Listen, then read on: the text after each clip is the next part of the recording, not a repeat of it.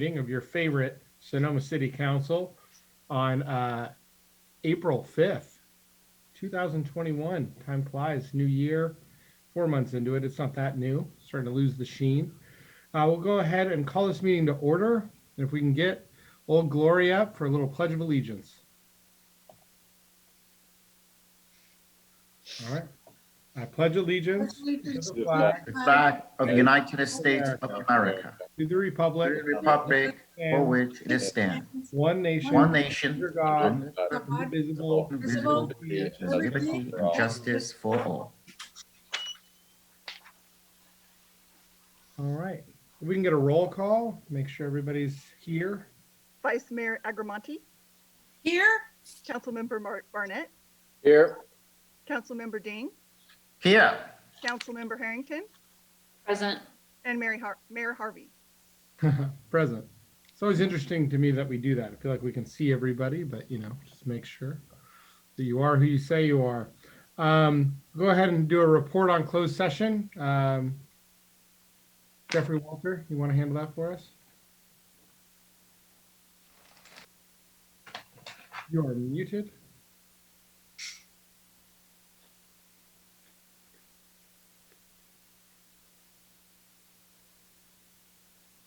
All right. Council gave direction to our city attorney, and Council Barnett, our council member, recused himself from one of our closed sessions. We also heard and reviewed some applicants for our open city manager position. Did I cover it? I need to say more? Let me know. We'll go ahead and see if we can get an approval of this agenda. Does somebody want to make a motion?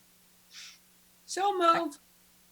Oh, moved by Councilmember Agramonte, seconded right behind our heels by Jack Ding, and we'll go ahead and move for a roll call vote. Vice Mayor Agramonte. Aye. Councilmember Barnett. Aye. Councilmember Dean. Aye. Councilmember Harrington. Aye. Mayor Harvey. Yes. Thank you. The motion passes unanimously. All right, great. So just review, we are participating in an online meeting. As you can tell, we're not physically present with you all who are watching this meeting, whether it be on Zoom or on KSVY or whatever channel you've chosen. But we are participating virtually. We're going to allow for public comment to happen virtually. It is possible that somebody may come in and try to disrupt the meeting, in which case we may shut the Zoom down if we can't kick that person out from the meeting. And we will try to restart. During that time, there will be no action taken. And if we cannot restart the meeting for whatever reason, we'll go ahead and restart it at a different date. No action will be taken off camera. Just remember, a reminder that everybody is participating from the comfort of their own home or from an office. And people in these instances have kids, pets, dogs, popcorn, all types of different distractions and things like that are around them. We are allowing folks to turn off their camera, but we're requesting that if they are leaving the room, especially council members, that they inform us that they are choosing to leave the room. So everybody will be participating. There it is, but not necessarily on camera, and we are allowing that. At this point, we'll go ahead and move on to public comment. At this time, members of the public may comment on any item not appearing on the agenda. It is recommended that you keep your comments to 3 minutes or less under state law, unless otherwise permitted. But under the Ralph M. Brown Act, the merits of the matters presented under this item cannot be discussed unless otherwise or acted upon by the city council at this time. For items appearing on the agenda, the public will be invited to make comments the time the item comes up for council consideration. Upon being acknowledged by the mayor, please step to the podium or raise your little hand on Zoom and speak into the microphone. Begin by stating and spelling your name and also give us an address of where you live. If you are calling in, dial *9. If you want to raise your hand, you can just do it on Zoom. We can't see you physically. A lot of people sometimes ask if we can see them. We cannot see you, but you can see us. So there you are. There you have it. And we'll go ahead and open public comment. Do we have, Wendy, can you do the timing or am I doing the timing? I'm happy to do the time. Last time we got to get them like a 3-minute deal up on the screen. So if we could work that out again, I think everybody appreciates it. They know about how much time is left. We don't have to rudely cut anybody off. All right. I'm looking into our list of attendees and I see 3 already. who are rising for public comment. More than that in terms of, All right, we'll Right. start with Bill. Bill? start with Bill. Bill, you're on with the Sonoma City Council. Can you hear me? We can. Thank you all for giving me 3 minutes. And this is a bit of an emotional subject for me, so bear with me if you would. I wanted to comment on the policy that this council passed sometime last year with regard to memorial benches on the Montini Trail. It happens that my wife of 40 years passed away 5+ years ago. And my family and I have been trying for all of that time to figure out how to get a bench to memorialize Lori placed on the Montini Trail. And I've spoken to Madeline Aguamonte and to Mayor Harvey about this, and I'm now speaking to the rest of you. The policy that you passed last year has 3 elements which are kind of, I don't know, difficult, shall I say. One of which is that plaques on those benches on the Montini Trail cannot have a date of a year of birth and a year of death. Another is that the benches, if we are allowed to build a bench, if we do build a bench, that is me and my family, it's only ours for 10 years. And then we have to pay some money or go through a process. And if we don't, somebody else takes over that bench. And the third part of that is that the benches can be shared between families. So, you know, as somebody that walks the Overlook Trail all the time and walks through the Mountain Cemetery all the time, all of the benches, all of the tombstones are sacred reminders of human beings' lives, that their families recognize through the generations. There are tombstones up there that are centuries old. The first bench that was placed on the Overlook Trail was placed there by Marge and Todd Evans to memorialize their son Scott over 20 years ago. And I've talked to the Evanses, and I've also talked to Kathy Jewell, who put a bench up there for her husband almost 20 years ago. And there's never been one single lick of maintenance that's had to be done on those benches. They're made out of stone, for heaven's sakes. So I would hope that this city council could revisit that policy of last year and change those items. We would like to put a bench up there that's ours, just as the tombstones and the cemetery and the benches on the Overlook Trail will belong to the families that put them there. And I would like to think that my granddaughter, 2-year-old Gracie's granddaughter, a century from now, would be able to go and to the place where her grandmother is memorialized, just as I have done and my family has done to, you know, tombstones in Iowa and Pennsylvania. They're there forever. So it's painful to think that we would, as a family, go to the effort and the expense to put something up there to remember Lori and eventually me one day, and fear that it would be gone if somebody in 10 or 20 years forgot to pay a fee. Am I out of time? Yes. Okay, that's my comments. I hope you put it on an agenda at a future meeting. Thanks for your time and consideration. Have a good meeting. Thank you very much, Bill, and we're certainly sorry for your loss, and we appreciate you bringing your comments to the City Council.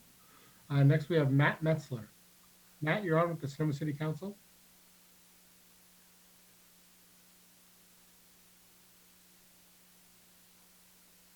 Matt, we cannot hear you. Can you hear me now? Yes, we can. Okay, thank you. Yeah, it's still, you think after a year we'd figure this out, but it'll still be confusing. It's still confusing. Anyway, I'd like to thank you for taking the time to listen to my comments, and I welcome Mr. Barnett to the City Council.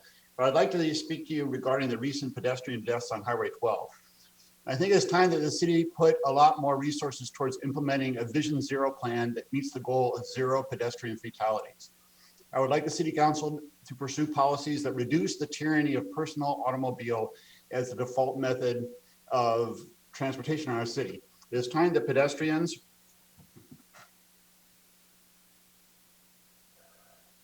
Lost. It's time that pedestrians, bicyclists, dog walkers, wheelchair users, and others who choose not to drive are given priority in planning for the future of our transportation infrastructure. When I choose to bicycle or walk around town instead of driving my car, I feel like I'm a second-class citizen. I'm always having to watch out for cars that are given first priority on our streets. It's time for those who are not driving to be given priority. Our city should be set up for people first, not for cars first. And an example of this is the bike path. Between the busy streets of 5th Street West and where the bike path ends at Highway 12, the bike path crosses 3 surface streets. Joaquin Drive, Juniper Osero Drive, and Robinson Road. When I ride the bike path, there are usually many more people traveling east and west on the bike path because it's the only major east-west bike route in town. So there's many more people on the bike path than there are cars going north and south on Robinson, Juniper, Osero, and Joaquin. Yet cars are given priorities on these streets, and bike path users have to stop for the cars, even though there are usually more bike path users than car traffic. I think east and west travel on this section of the bike path should be given priority over north-south travel on these three surface streets that have little car traffic. I think the city should install stop signs for the cars on these streets and give bicyclists and pedestrians the right of way in these 3 blocks. This is just one example of how, in order to meet our greenhouse gas reduction goals, our streets should be redesigned to make it easier to get around on foot or by bicycle than by driving. If this means that it takes a little longer to get around in a car, that is a trade-off we should accept. I hope the City Council and Planning Commission will be thinking about how to make our streets safer for people who are using their feet or bicycle for transportation instead of driving. And we really need to do something about that intersection of Highway 12 at Maxwell Village and the shopping center and Verano Drive where the bike path ends. That area needs to be completely redesigned to make it easier to get from the bike path to the Maxwell Park by foot or on bicycle. So please think about this in all of your future city planning decisions. Thank you for your time. Thank you very much, Matt. Appreciate your comments. And it's a very interesting idea. We'll move on to Norman Gilroy. Good evening. You can hear me? Yes, we can. My name is Norman Gilroy. I'm a 30-year resident of Sonoma Valley, and I'm the spokesman for Mobilize Sonoma, a community-based organization that takes an interest in land use projects and proposals in the southern Sonoma Valley. My purpose tonight is to suggest that the council place a priority watch and perhaps provide direct input to the county on the last mile delivery center proposed by Amazon for the Victory Station warehouse at 8th Street and Highway 121. The project is huge, more than 5 acres under one roof, and requests a conditional use permit to install a freight terminal that would have in excess of 325 parking spaces of various kinds and more than 190 delivery vehicles circulating from it throughout the region 7 days a week, 365 days a year. The proposal should be of particular interest to the council since it will, by Amazon's own estimates, produce more than 440,000 traffic trips a year, more than 75% of which will use the streets and highways of the city of Sonoma as Amazon's trucks fan out to reach their destinations and return to home base for more deliveries. It would also predictably create additional congestion on the 2-lane highways at the southerly end of the valley, which connect Sonoma residents and businesses to the Bay Area. And it could limit ease of access for visitors to Sonoma-based businesses and to the Sonoma Valley wine country at large. All are good reasons for the Sonoma City Council to be aware of the proposal and to have its say on behalf of the residents of Sonoma as the application is processed by Permit Sonoma. I suggest that you schedule a regular update report item on the project for future City Council agendas, and that you direct your planning director, Mr. Storer, to prepare a report to the council on the potential impacts of the proposed project on the city. An early opportunity to review the project as now submitted, we believe there will be changes in the future, will be when the Sonoma Valley Citizens Advisory Commission reviews it at its meeting on April 25th. I hope that you will ask the SVAC members who represent the city to be particularly careful to attend that meeting. Thank you for the opportunity to address the council. If we can be of any help while providing information on the Amazon proposal, please let us know. Thank you.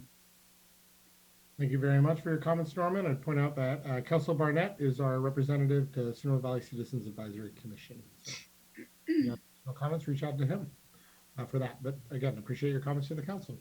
I see no one else rise for public comment to the city. I'll go ahead and move on to item 3 on our agenda, meeting dedications. And I know that we have a number of meeting dedications. Now we'll start with Councilmember Amy Harrington. Me? Yeah. Okay, thank you. I'd like to make this dedication to Dr. Robbie Cohen. He recently passed away. He was a much loved figure of our community. In addition to that, his twins, Atticus and Izzy, were in my daughter's class at the presentation school, and I feel so sad for them. They're pretty young to have lost their father. Of course, to his wife and all his other family members and his patients. It's a real loss, and my heart goes out to all of them. Thank you, Councilmember Harrington. And on to Councilmember Agramonte. Thank you, Mr. Mayor. I have 3 dedications. One to for the family of Jimmy Yamakawa. He passed away March 24th at the age of 92. He was preceded in death by his wife of 51 years, Mary Yamakawa, and he is survived by his children, Delwyn Yamakawa of Sonoma, Lucy Yamakawa Cox, her husband, Marshall of San Jose, and Jennifer Yamakawa. You know, it's interesting, all roads lead back to the beginning of Sonoma. And as a young boy, Jim actually helped to build cheese boxes at the Bella Cheese Company. And so, which I think is really interesting. In July 1950, Jim and his older brother, Otto, purchased 50 acres on Watma Road where they grew strawberries, which is probably very familiar to all of us. I think that's really important to know that he had such a wonderful future here in the city of Sonoma and did so many wonderful things. I know that this is special. It is a special place. Jim was a proud member of the volunteer Shell Vista Fire Department, Sonoma County Farm Bureau, Japanese American City Bureau. And I would just like to offer that for Mr. Yamakawa. The other gentleman, of course, his nickname is Rick. I always called him Mr. Maffioli. And it was kind of funny. He lives up the street from me, and every time I'd see him, I'd scream his name, and he'd say, "Oh, God." And I'd always scream his name, Mr. Maffioli. I just love seeing you. His nickname was Rick. He died at 92. And he was actually born in the little hospital on Burndale, and went to school here in Sonoma. He served in the Army and came home with a Purple Heart. Rick met the love of his life at Boy Springs Pool back in the early 50s. Her name is Jean Mazzaferri from San Francisco. In 1955, for 65 years of marriage. He later had two boys, Mark and Todd, and he's survived by his wife Jean and son Todd, Mark, who passed in 2018. And interesting enough, I did his obit as well. So the last, and someone who is very dear to me and many, many people in Sonoma and San Francisco, I don't know if you ever had a chance to meet Leo McMillan. He actually, Leo John McMillan, 91, passed away peacefully at his Sonoma home on March 23rd, 2021. In San Francisco, he was from my neighborhood. So in San Francisco, he attended Corpus Christi Elementary School, St. Ignatius High School. And of course, I don't know what happened to him, why he left SI, but he ended up graduating from my school, Balboa High School. In 1957, Leo married his wife, Joanne, and they settled in Daly City. He then went through San Francisco Electrical Apprenticeship. He had 2 huge companies in San Francisco and probably within the Bay Area, McMillan Brothers Electric, and president and CEO of McMillan Technology Inc. He was the head of the curve when it came to technology and offering that to people. His lifelong dedication to his Catholic faith started as an altar boy and continued with his involvement in his community churches. He helped found St. Andrew's Catholic Church in Daly City. Leo was an active member of Alcoholics Anonymous for well over 60 years. He served as board member of the Henry Orloff House, a treatment center in San Francisco, a long-term resident treatment for adult men.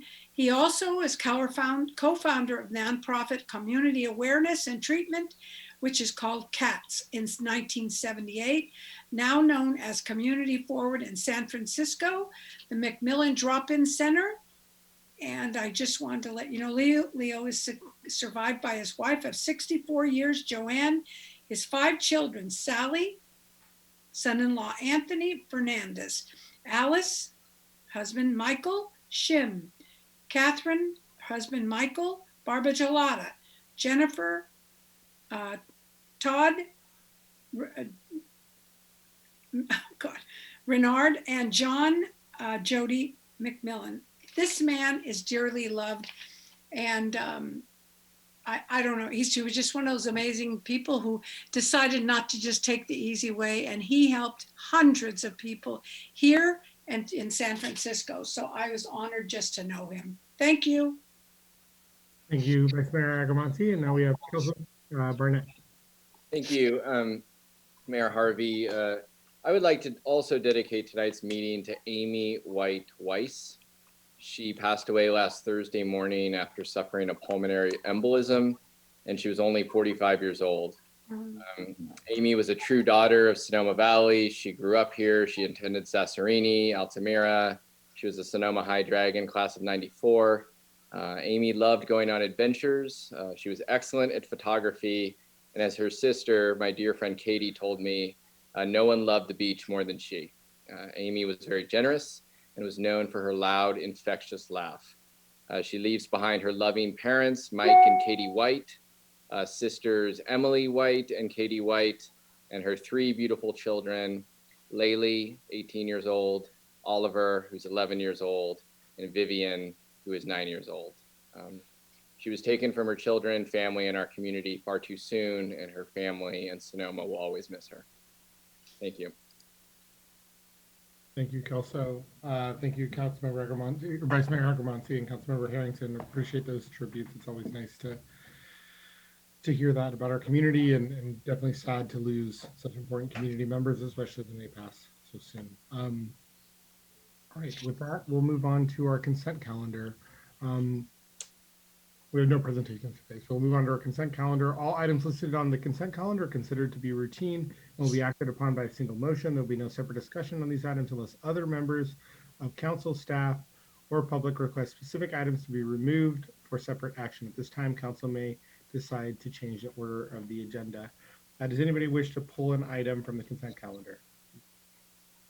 Go ahead, Councilmember Jack Thing. Mayor Harvey, I would like to put over the 5.2, a resolution condemning anti-Asia America Pacific Islands. Excellent. We'll pull that one. Any other items that we would like to pull from the consent calendar? All right. We'll go ahead and move for public comment. Do we have any public comment on our consent calendar?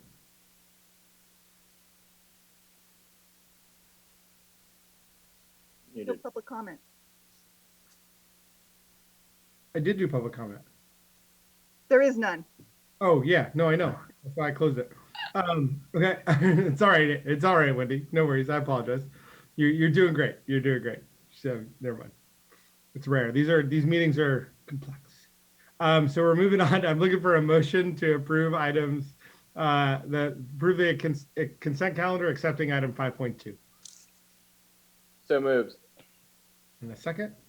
I second. Here we are. Back second. Can we get a roll call vote? Do we have to roll call these, or can we just ask for a voice vote? Yes, we have to do a roll call. Roll call. Roll call. Vice Mayor Agramonte, Aye. Councilmember Barnett, Aye. Councilmember Dean, Aye. Councilmember Harrington, Aye. Vice Mayor Agramonte, Aye. Mayor Harvey. Yes. Thank you. The motion passes unanimously. Madeline had to think about that one. I wasn't sure how it was going to go. So we'll move on to item 5.2. Adopt a resolution condemning anti-Asian American, Pacific Islander, AAPI, discrimination and hatred, and express support for education and legislation in support of the AAPI community. Jack, do you want to read the resolution? Or I'll go ahead and turn it to you. I will not see, the repeat no more, but hold on a second. I just, simply, express this the issue. Definitely anti-Asia and the, attacks recently happened and in America across the country is definitely not tolerated. I strongly condemn this. 2 weeks ago, Mayor Harvey, a council member Harrington, and I attended our own county rally and also expressed our own strong concern and strong and condemning for this kind of thing. From my side, I would like to address this kind of issue from the different way, from the positive way. I want to minimize those kind of negative things. Because recently I read a newspaper from the New York Times, and they checked out 35 of the cases. They found out that most of them, they are strongly mentally ill, mental problem. I hope this is kind of extremely case. However, and my question is the following. Why these kind of mentally ill people choose an Asian people as a target? So this is a really a big issue. So again, this is a very heavy topic. In and out Sonoma here, I would like to say I'm grateful.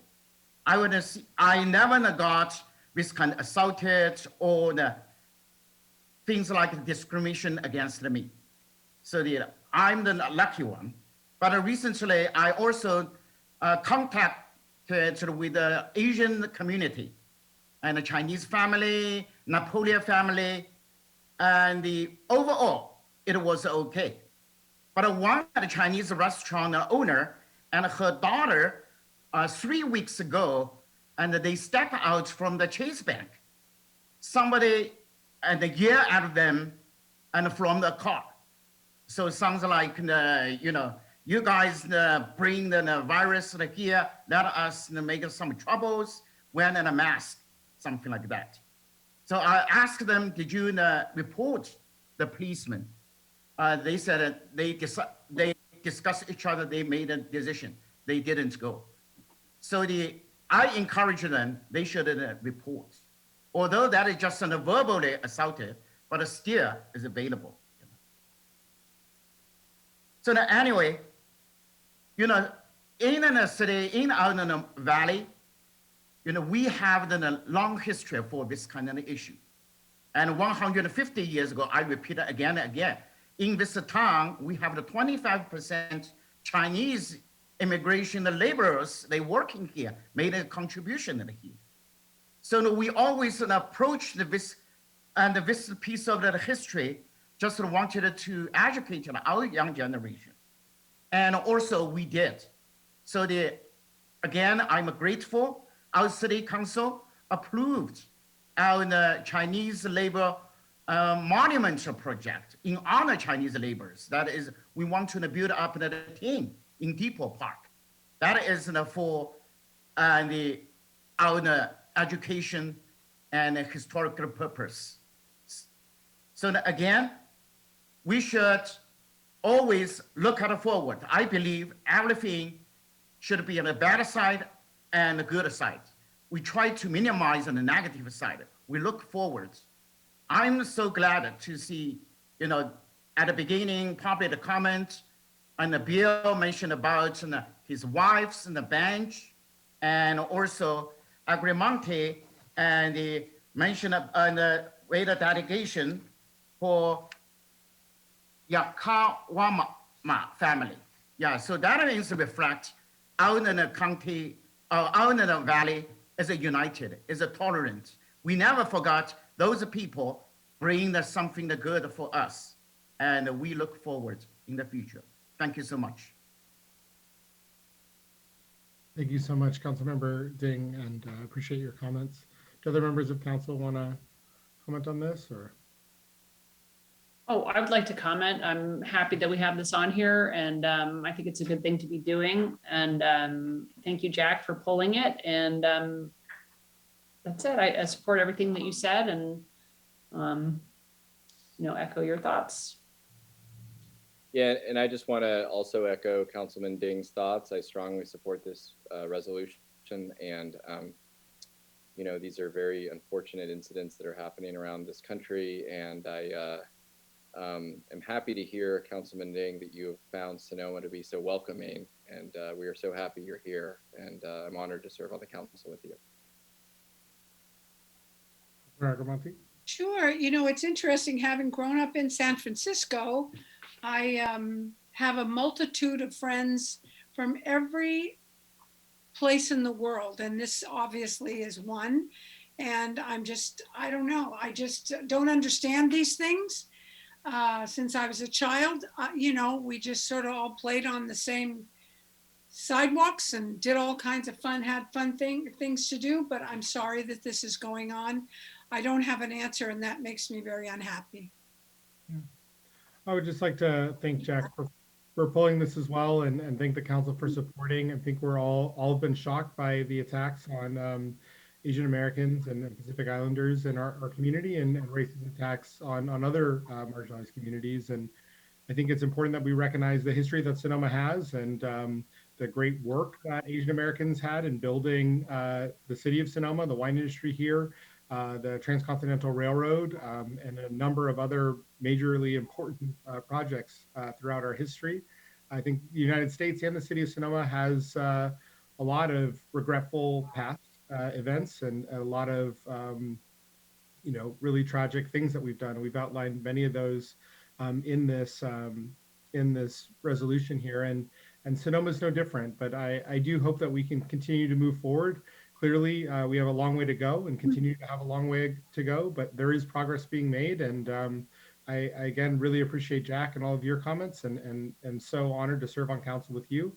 And I appreciate your efforts to get the Ting built in honor of the efforts that were put by Chinese Americans that came before you, and just continue to grow. We continue to grow as a community and as a world and as a country. And so appreciate you, and I'm very proud that this council is passing this resolution in recognition of some of the violence that we've seen, and in the hopes that we can move forward in a more positive way.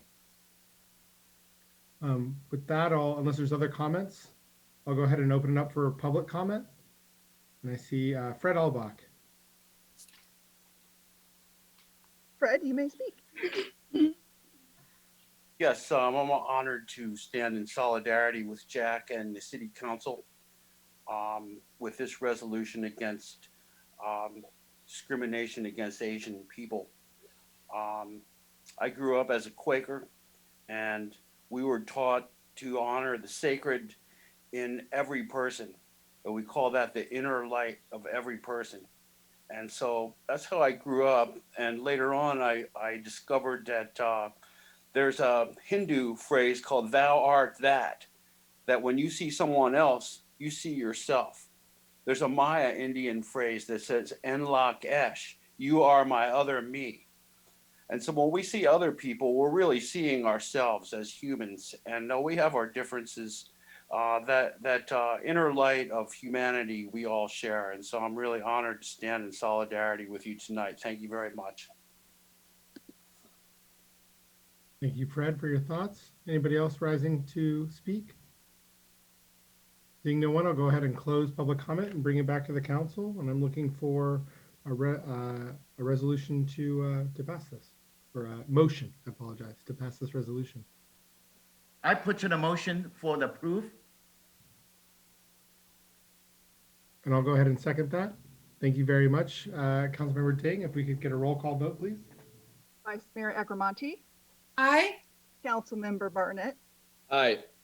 Councilmember Ding, Aye. Councilmember Harrington, Aye. and Mayor Harvey. Yes, Thank you. The motion passes unanimously. wonderful. Great, so we're moving on to the public hearing. Oh no, Yeah, we did do, we finished through consent calendar. So we're moving on to the public hearing, introduction of an ordinance amending chapter 5.36 of Sonoma's municipal code permitting and regulating commercial cannabis business to allow a second retail storefront commercial cannabis business to operate in the city. I'll go ahead and turn it to our planning and community services director, David Storer. Thank you, Mr. Mayor, council members. Before you tonight are two things. Number one, the introduction of an ordinance that will allow you to have two retail storefront commercial cannabis businesses in the city. Probably one of the shortest ordinances I've ever written, just changing one number, that being from number 1 to 2. That being said, your council could introduce the ordinance tonight and then adopt it in 2 weeks from now, and then it be effective in 30 days. The reason I mentioned the timing on that is because also in your packet, the second thing for tonight is to look at options that have been provided to you to determine how you would then select, should you wish, that second proposer in order to have that second dispensary, if you will, in the city. So just very briefly, I'll go over those 4 options for you. The first one in your packet that I've identified for you is creating a process, a new process. May or may not be similar to the one that we had during 2020. It would involve preparing an RFP, sending out that to the cannabis business or industry, if you will, and having them submit requests or proposals, and then possibly hiring HDL and going through some other process of a staff review as we did previously. You recall that we had a ad hoc committee on that from your city council. The second option would be to then contact the 9 unsuccessful, if you will, proposals from the first iteration. Obviously, Spark would not be contacted, so that's where your 10 come from, to see if there remains any interest. Another option for the council would be to go to the city manager's top 5 list, which had been the result of the review of the 10 proposals previously. And the last remaining option for you would be to go to the runner-up or the final finalist selection of Justice Grown, that particular business being the one that went toe-to-toe, so to speak, with Spark as it went through your cold version of the top 5 from the city manager. So again, as I said, the ordinance could be introduced tonight, and then your city council could then determine a process which probably would have to select your or award your conditional certificate after the effective date of the ordinance. This concludes staff's comments and report, and myself and Jeff will be happy to answer any questions. Thank you. Do you have questions from council? Councilmember Barnett. I guess my first question would be, well, this isn't necessarily a question for staff. I guess it'd be a question for council. I was not on this council when a decision was made to move forward with a second dispensary, but I was watching that meeting, and one of the reasons to move forward was the idea of competition. We didn't want a monopoly, and we wanted to provide competition within the the economic unit that is the city of Sonoma or Sonoma Valley. Since that decision, we've discovered or found out that a cannabis dispensary is proposed for Land Drive. I hear there's one coming in Kenwood. And so I'm wondering if the council still wants to move forward with the second dispensary, since we conceivably will now have competition within the Sonoma Valley. I have the same feeling about it, and I support having a second one. Other comments from council? I'd certainly support allowing a second dispensary in the city of Sonoma. I mean, I didn't anticipate any changes. I was just curious if we seem to have new information since the decision was made. Certainly, yeah. It does change it.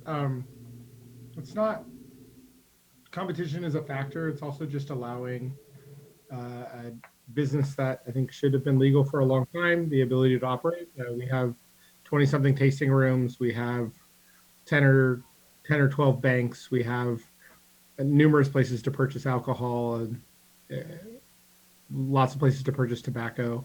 So having just one inside the city limits I'm talking about. So for me, I don't find 2 to be too much or anything like that. Nor do I. I was just asking a question. Yeah, no doubt. Other questions from council? I support as before. This is a trend, and also we do have these kind of policy. But right now, environment has been changed a little bit. As you know, recently, and a couple of the dispensary in the store would be set up around the city. And the castle already mentioned, one is in Kenwood, in the Kenwood courtyard. It was approved from the SVCAC last year when I was a commissioner of the there. And another one is the Mahjong and Arnold Drive. That is the old enough firehouse. So in this way, this is the market. It's kind of the mixed. It's not like only in one store in our town. So right now a lot of competitor. So that I concerned about our local developer and landlord and operator for this kind of dispensary store. If not out in the city, and when we carry out the policy, if it's possible, and offer a little bit of help and a little bit flexible and favorable, let it go. And then because this is the trend and it's legal, and a lot of people are looking for that. And also, I want to see our local business parties and try to enjoy the business, especially and a new business, and try to get a little bit more benefits. Thank you. Okay. Yeah, again, I don't have an issue with the second dispensary. I just wanted to make sure the council still wanted to do this with the new information. So, and it appears that is the case. Yeah, certainly. I mean, for me, the big issue is staff time. That's my biggest concern is going through a long period, a long process. If we open the doors completely, I mean, I have two thoughts on this, right? And maybe we're not in comment time right now, so I can, if we want to move. I see Jeff Walter shaking his head. So I think we need to open to public comment. all right. So are there any other questions from council? Okay, we'll go ahead and open it up for public comment. I see Fred. Ms. Schwabach. Oh, you were open and then we cannot hear you right now. Okay, here I go. There you go. I've been laying out of the cannabis discussion, but I feel moved to make a comment on the competition issue, and that I don't. Every time I've heard that there's going to be more competition, I never see prices go down. Prices always go up, no matter what. And so I would be really interested to see if anyone could track the price of this stuff. And then so these guys are going to fix the price and keep it high. That's what they always do. So I think the whole idea of competition is not going to work. And so I'll bet somebody that these prices won't ever go down, even if you get more of them. So that's just a comment on that. I don't really have an opinion on 2 or 3 or however many. All right. And we got Josette.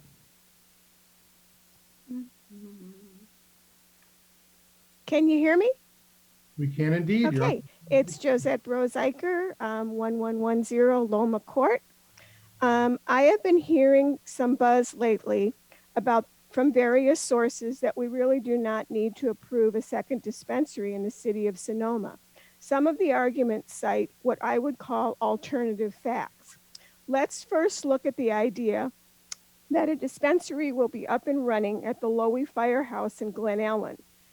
This goes to County PRMD on April 8th. The real facts are that the neighborhood is well organized and vigorously opposed. In addition, they will most likely have the support of Susan Gorin.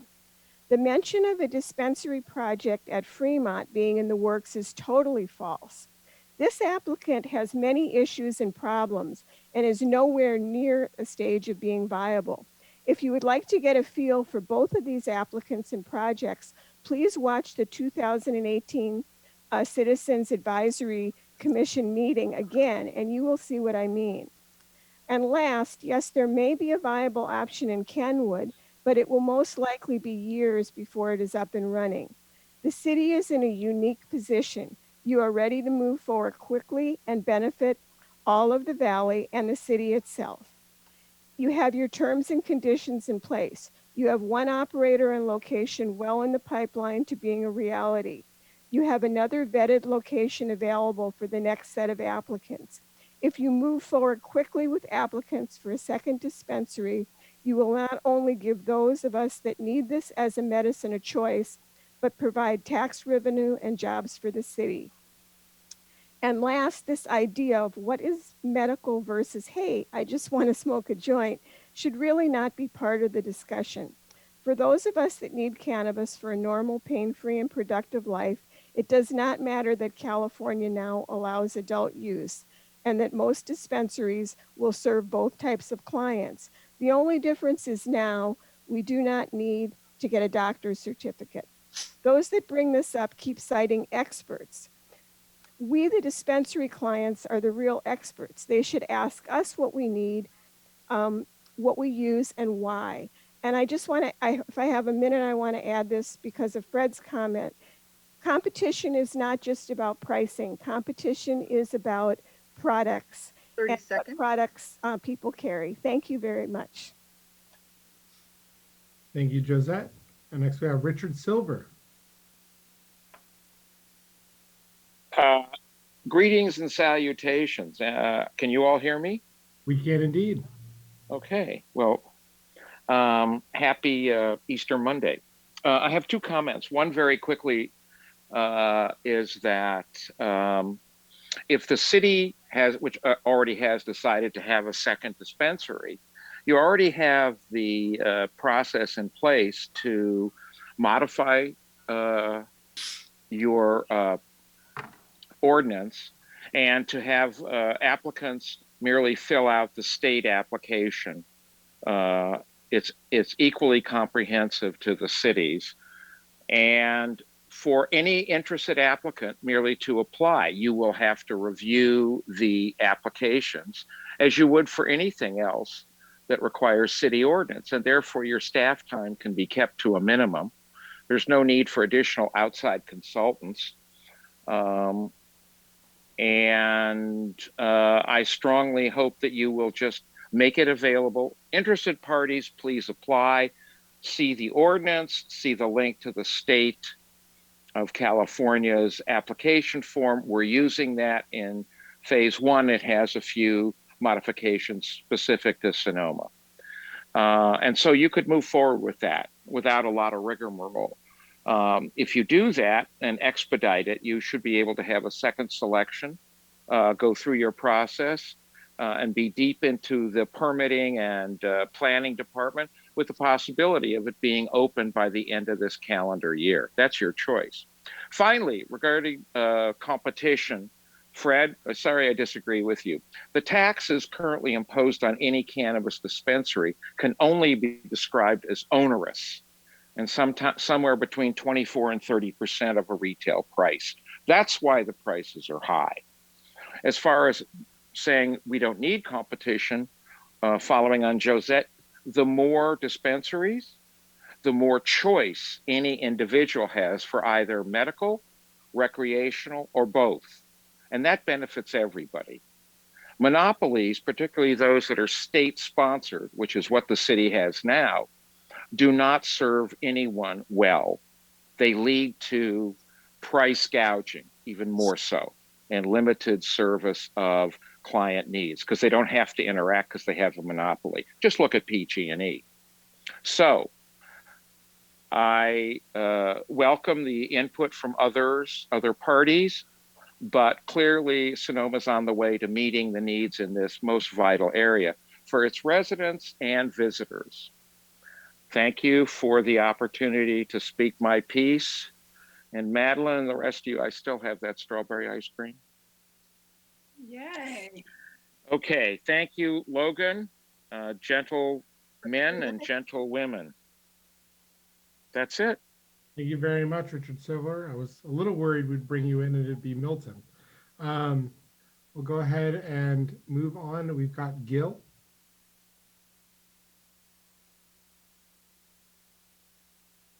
Okay, can you hear me now? Yes, we can. All righty. Gil Latimer, Grant Court, Sonoma. Good evening to the City Council. First, the Sonoma Valley Cannabis Group and many, many residents of Sonoma Valley would like to thank the City Council for moving forward on the revised cannabis ordinance. A broader market will provide more choice, better product availability, competitive pricing, and additional community services and benefits. We also extend our appreciation to staff for its hard work in facilitating all that's been accomplished so far. We'd also like to send a quick shout to the Executive Director of the Sonoma County Growers Alliance, Alexa Ray Wall. We thank her for her letter to the City Council, strongly supporting the removal of restrictions and hurdles demanded of cannabis business operators. But back to the business at hand and our revised ordinance. My question, and that of many other supporters of this ordinance, is why must we limit ourselves to one of the four options? Let's think outside the box here.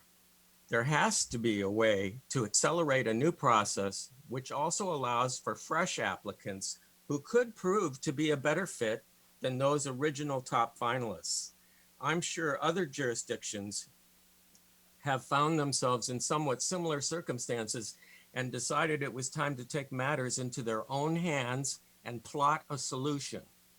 Again, it shouldn't be necessary for cannabis business applicants to satisfy so many more requirements than any other business, especially in light of the fact that the state of California already has regulations and application forms in place to license cannabis businesses. Some council members have recently expressed an openness to new proposers that wish to submit an application that were not able to do so the first time around. Our only option one allows for this. And at the same time, many on the council would prefer not to have to start from scratch. We feel strongly that the city does not need to be bound by paid outside consultants or unnecessary staff time in a complicated process. We think it's very possible to bring new proposers into a much more streamlined process that, as Richard said, could permit a new dispensary by the end of the calendar year.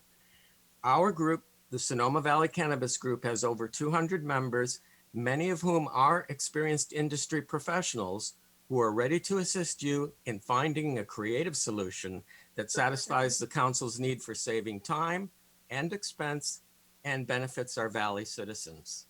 And thank you very much. Thank you, Gil. I see Eli Melrod. Hi, Mayor Harvey and council members. Thank you for allowing me the time to speak. My name is Eli Melrod. I'm the CEO and co-founder at Soulful. We're a Sonoma County-based adult use and medicinal cannabis retailer located in the city of Sebastopol.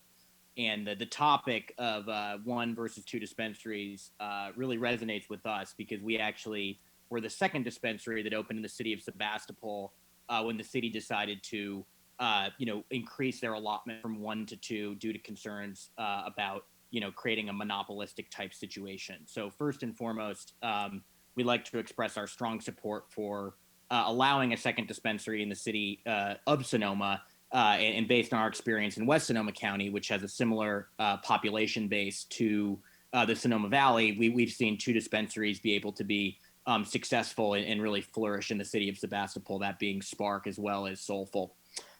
We also wanted to, encourage and advocate for the city allowing to opening up the selection process to new applicants. We appreciate the desire to make this a very efficient review period, as a lot of time at both the council and city staff level was spent on the first process, and we just want to let the council and mayor know that we are ready and willing to meet any schedule, condensed timeline, or response period provided to allow new applicants. And we're hoping that the council and city staff may be able to come up with an abbreviated and efficient version of a process that could allow new applicants, particularly local ones like Soulful, who already have an existing customer base in Sonoma. We serve hundreds of customers who drive all the way from the town of Sonoma out to Sebastopol. We've done a lot of work with the Vintage House, the Senior Center community, and the town of Sonoma doing cannabis education, and we feel strongly that Sonoma would be a wonderful fit for our first Soulful, and we just wanted to put that out there and really say that, you know, we are very interested and willing to meet whatever timeline the city deems necessary, and really appreciate the concerns around staff time and resources, as we understand that, you know, resources are limited and there are many, many priorities. So anyway, thank you so much for your time, Mayor Harvey and council members and city staff, and appreciate it.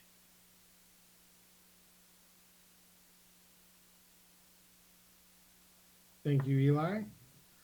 Seeing if there's anybody else rising for public comment. I'm seeing none. Oh, we have David Eicher.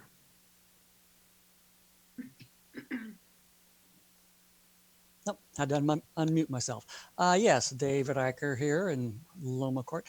I just wanted to talk briefly about the competition, because the competition is not just for setting prices, but also selection. As I personally don't take any marijuana. I tried it once for a pain issue. It didn't help me. But in any case, I've seen Josette has a product that she uses that helps her. And if it's not available in everywhere.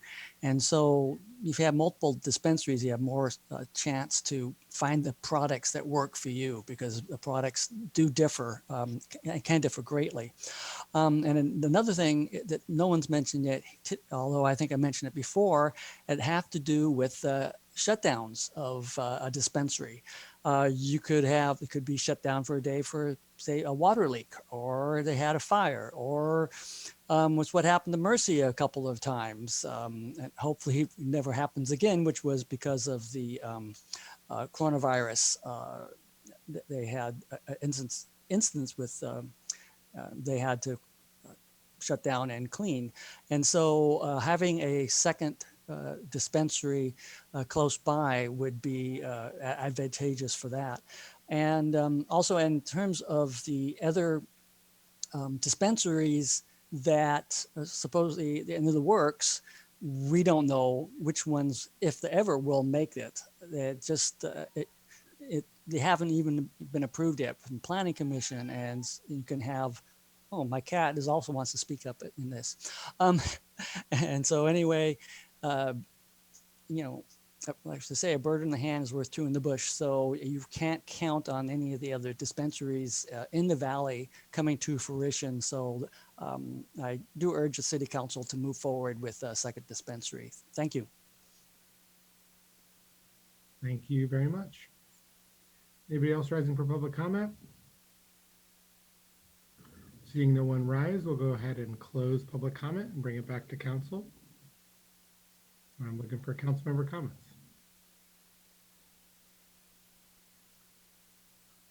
I can make a comment. Go for it, yeah. I guess I'd just like to say I'm glad that we're bringing this back, and thank you to all the public commenters. Number one, I think in addition to the competition argument, that these businesses and this industry are going to create a lot of great jobs, which is something I really care about. And so, and the wages that are going to be required here are going to be higher than in other places. And I'm really excited about that.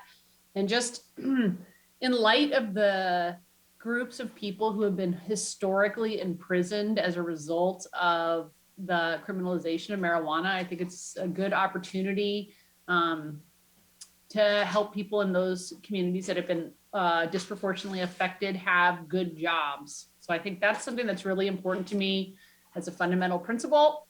So that is another reason why. And also, I think as a general statement, the war on drugs has been a complete failure and really decimated a lot of communities. And so to the extent that we are anti that and we are helping to normalize this, I think it's good. So I support having two.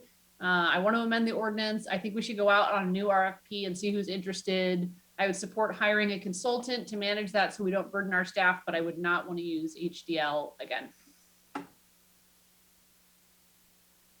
So are you looking for a new process entirely? I don't know if somebody else wanted a new process, fine, but I'd be happy to use our old process, but just a new consultant. Okay. But if somebody else wanted to change the process, I'm open to that. Yeah. I would look, you guys were all familiar with the last process. I would like to look at it, but from what I understand, part of that process, you needed significant financial backing. And that sort of made sense. Obviously, you didn't want the first dispensary in Sonoma to fail. But if there's a way we could find opportunities for local Sonoma Valley entrepreneurs and small business owners to participate that may not have that kind of financial backing, I would love to be able to look at the process to encourage and support that. And so I agree with Councilwoman Harrington. I agree with a lot of the public commenters that I would love to open this up to new applicants with a focus and encouragement of local Sonoma Valley applicants. And so to that extent, of the 4 options in our council agenda packet, I do support option 1. And how that plays out, I think that's up to us, obviously, but I do think we should open it up to new applicants. I do have concern about staff time in terms of timing, as Mayor Harvey has already discussed, and I'd like to see what the rest of the council thinks about that. Okay. As we're, David, are you trying to talk? Because we can't hear you. Are you talking to somebody else? Yeah, sorry, Mr. Mayor. Thank you for catching the lip reading there. I do have the prior process for you that outlines the steps. Would it be okay to share screen with you just to take just a couple of minutes for the benefit of Councilmember Kelso there? That'd be wonderful. Yeah, let me see if I can just pull that up real quick. Can you see the screen, sir? Mm-hmm. Yes. Yes. Great. So you may recall in December of 2019, we created the process, adopted the guidelines, the administrative regulations as a staff with the help of HDL. We then created the first phase, which was the RFP process, where we opened it up to the world, so to speak, from January the 3rd to February 21st. And we could certainly do some targeting, perhaps. I'm not quite sure how we would do that. Perhaps with the help of some of the people that we've met along the way to date. We then had HDL do an initial ranking, provided that to staff. We then convened a project review committee, which consisted of HDL, myself, the police chief, and the city manager. And then we created a process where the council could make its selection with the city manager's top 5 list. And along the way, we did have some dropout from the first 10 proposers. 1 bailed before we got to the top 5. And of that top 5 of the city manager's process, 1 bailed at that point. We then allowed the successful folks to, or at least in that last pool of 5, then search for a site. We now pretty much have that dialed in, but still there's some interest in other sites that now may be available.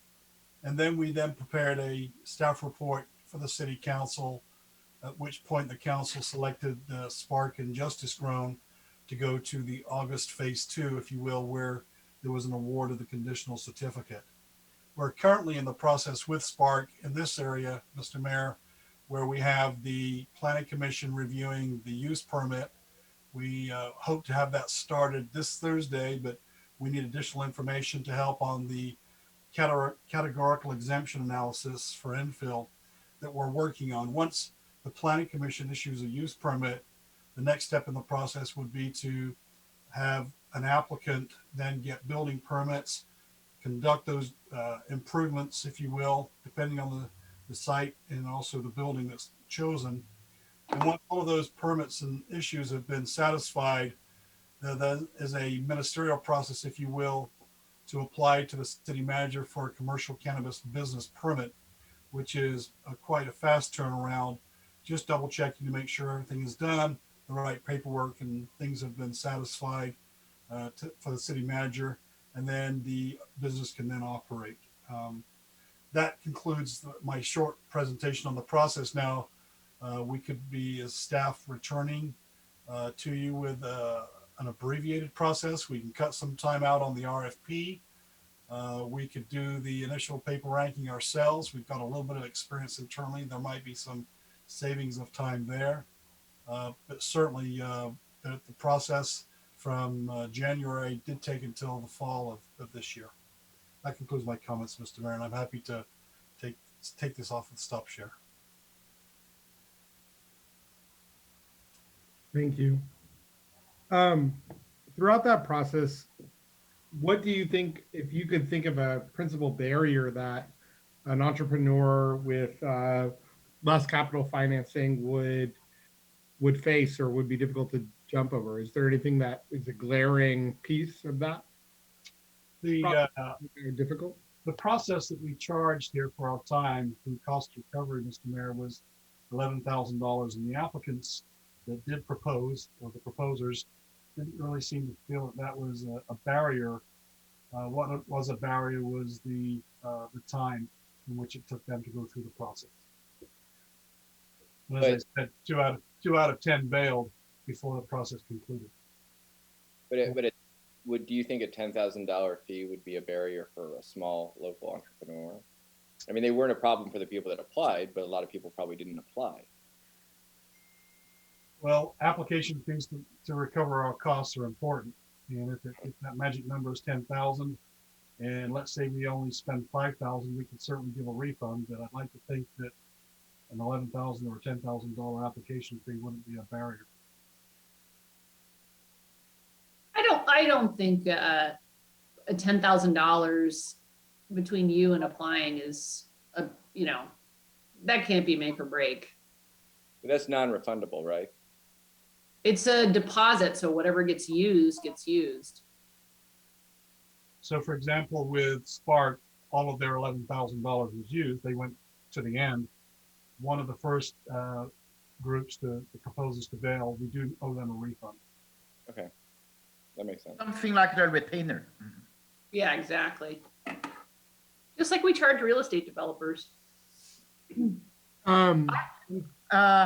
options that are on the table, David, can you, I guess it looks like a full RFP or going out for new clients would take about a year to turn. We could shorten that by, let's say we can shorten it by 2 months.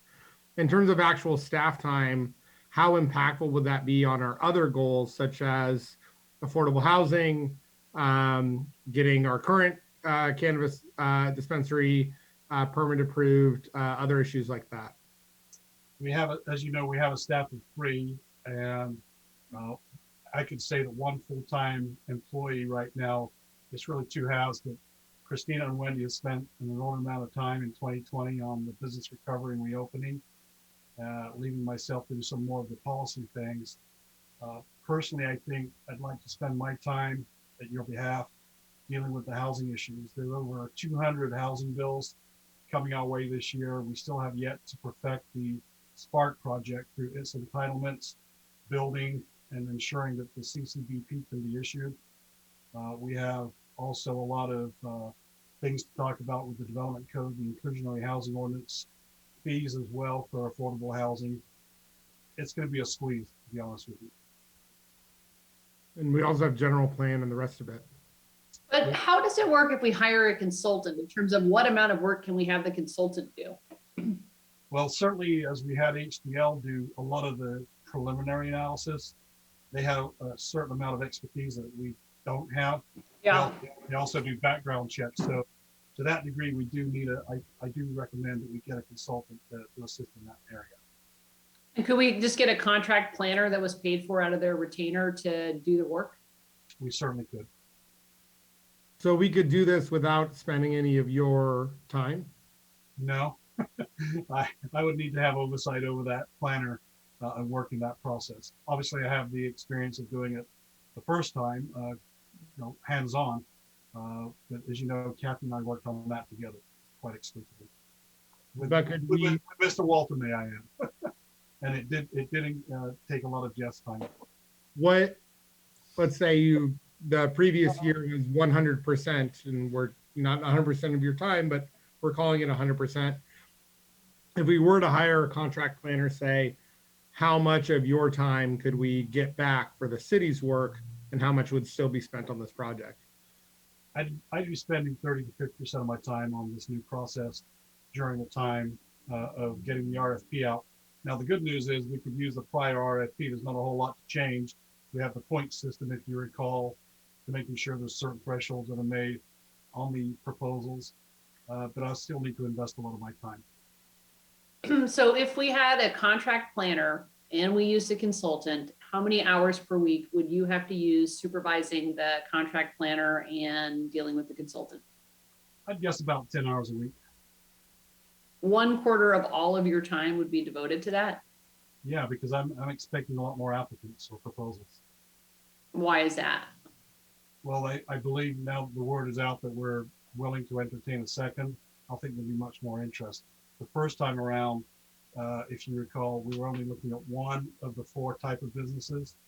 And I now believe that other people will be looking for non-storefront and also manufacturing and testing as well. So I think that whole world will open up. Youth, but we don't need to do an RFP for non-storefront. That's true. We don't have to. There was very little interest initially. I suspect that might change. I wasn't anticipating doing an RFP for non-storefront since we had 0 applicants previously. I was thinking it was just an RFP for a second dispensary. Two of them, Councilmember Harrington, did say that they wanted to do storefront, and then they bailed in that process as we went through the storefront. We got more finance. Yeah, but I'm saying I don't want to do me personally, I don't want to do an RFP for non-storefront because anybody who wanted to do that basically should have applied last time. Correct. So if you're only talking about 1 second dispensary with a contract planner and like a HDL consultant, then how many hours a week would it be? Well, I'd say 5 to 10, again, only because I don't know the level of skill of that consultant that only deals with land use planning and cannabis. I don't know how many of those kind of. Well, folks are. let's assume it was HDL. Yeah, then I'd say somewhere between 5 to 10 hours of my time a week. And we also have to factor in Jeff's as well. For what period of time? I'd say 6 months, 6 to 8 months. That's what we had the first time around. So somewhere in there, I'd like to think we could do it quicker. I'm really struggling with understanding, and obviously I bill my time by 0.1, so I'm acutely aware of how long things take. Could you put up the chart again that shows the process?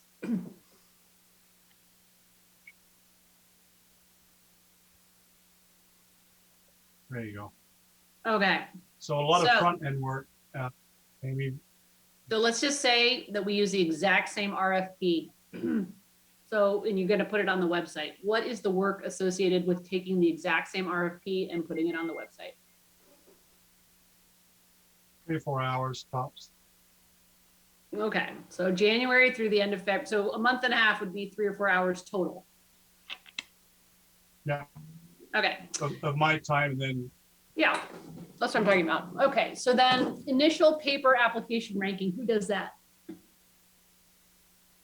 That one was conducted by HDL with my assistants. Okay, so can we transfer have, more? So how much time does that take? Review. I believe HDL spent better part of about 10 hours on that, about an hour a piece for the 10 proposals. Okay, but how much of your time is that?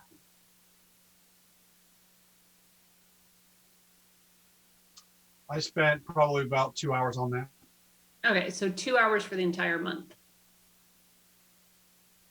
Okay. I mean, I'm just getting down to it because 4 hours a week, if you gave me 4 hours a week, I will be, you know, doing some serious litigation. So it sounds like it is not 4 hours a week in general. I mean, we could go through each of these boxes, but it doesn't seem like that's an accurate estimate based on the process. To me, I mean, I could keep going. It's a very dynamic process. I mean, some days you'll. So like the interview and proposal review committee. To guess based. Yeah. Mm-hmm. That probably took about 5 hours of our time, at least 2 hours to go over all of the proposals. Yeah. With police chief, myself, and HDL. Mm-hmm. Again, we're setting up Zoom meetings, we're reading reports, we're commenting on the reports. Yeah. I think we have 3 hours, 2, 5, 10 hours total over a 3-month period. And then city council meeting, that's normal. Site search and application process. That's kind of on the person who gets selected. Yeah, very little HDL and staff review, staff report. And Yep, then the 5 final. to So 10 hours I a don't know how that can add up to 5 hours a week. I mean, you can put it down now, but it just doesn't seem like it would take that much time. We should come back to you with some paths and a work plan based on what you decide today, because we can do that between now and adoption, of course. Mm-hmm. But it'd be nice if we were able to spend a little more time. Yeah. Thinking that through. Okay, it's fine.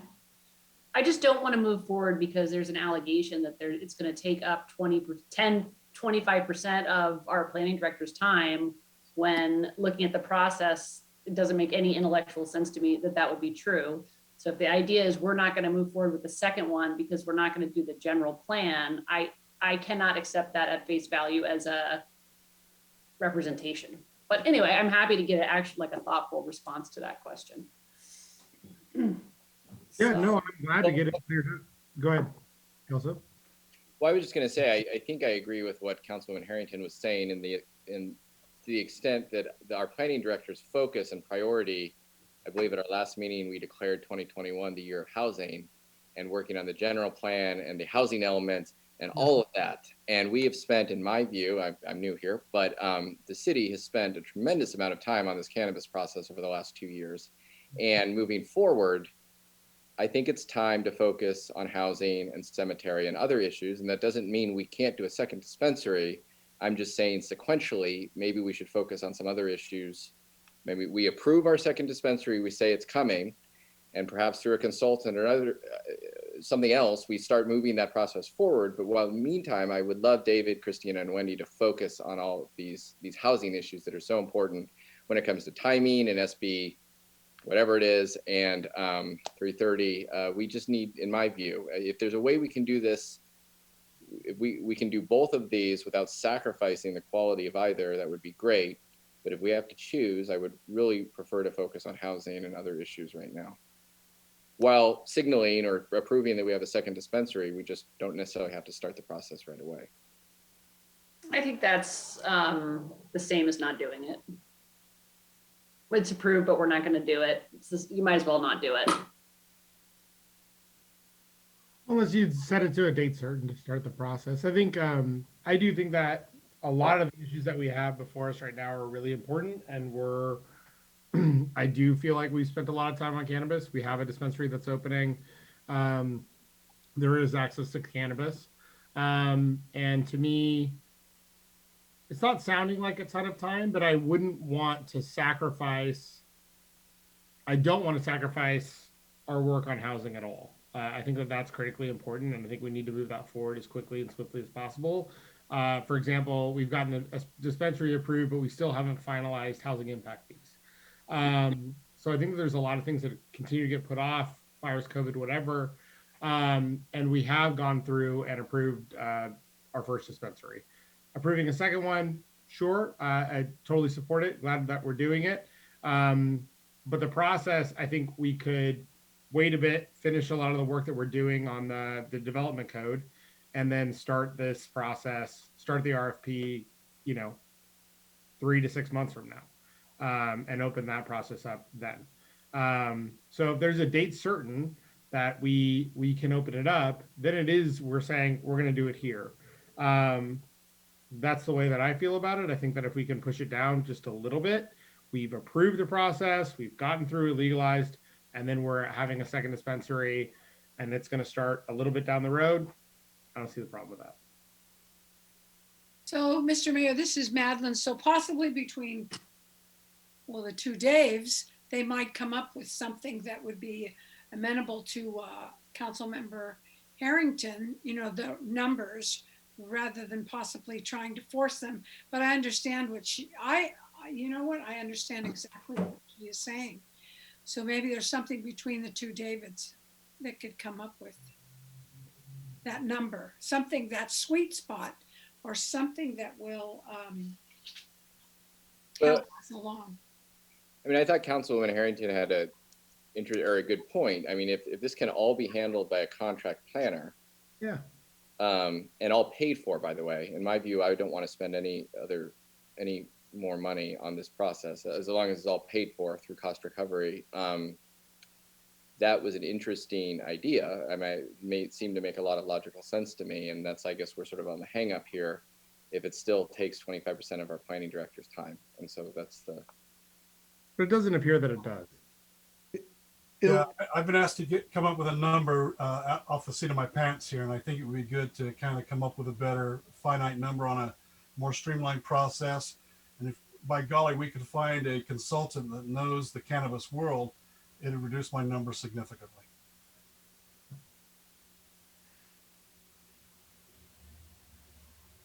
Councilmember Ding, Councilmember Agamonte. I'm the thinking, again, we spend too much time on this in, in a couple of years, the argument and the studies, and finally, we have worked out a policy, and then it's time for us to carry that out in a technical way. No any more than argument, no any than the back and the forth. And then in this way, and also we can build up our city council's reputation, because we seriously, set up in the policy. Right now, it's a time for us to carry that out. Okay. I mean, I think we have carried out our policy with regards to a single dispensary. A second dispensary is an additional policy.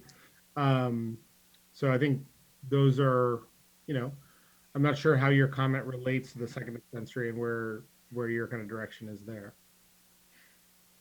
Another thing is that as to the second dispensary store, I think the locations and also is important.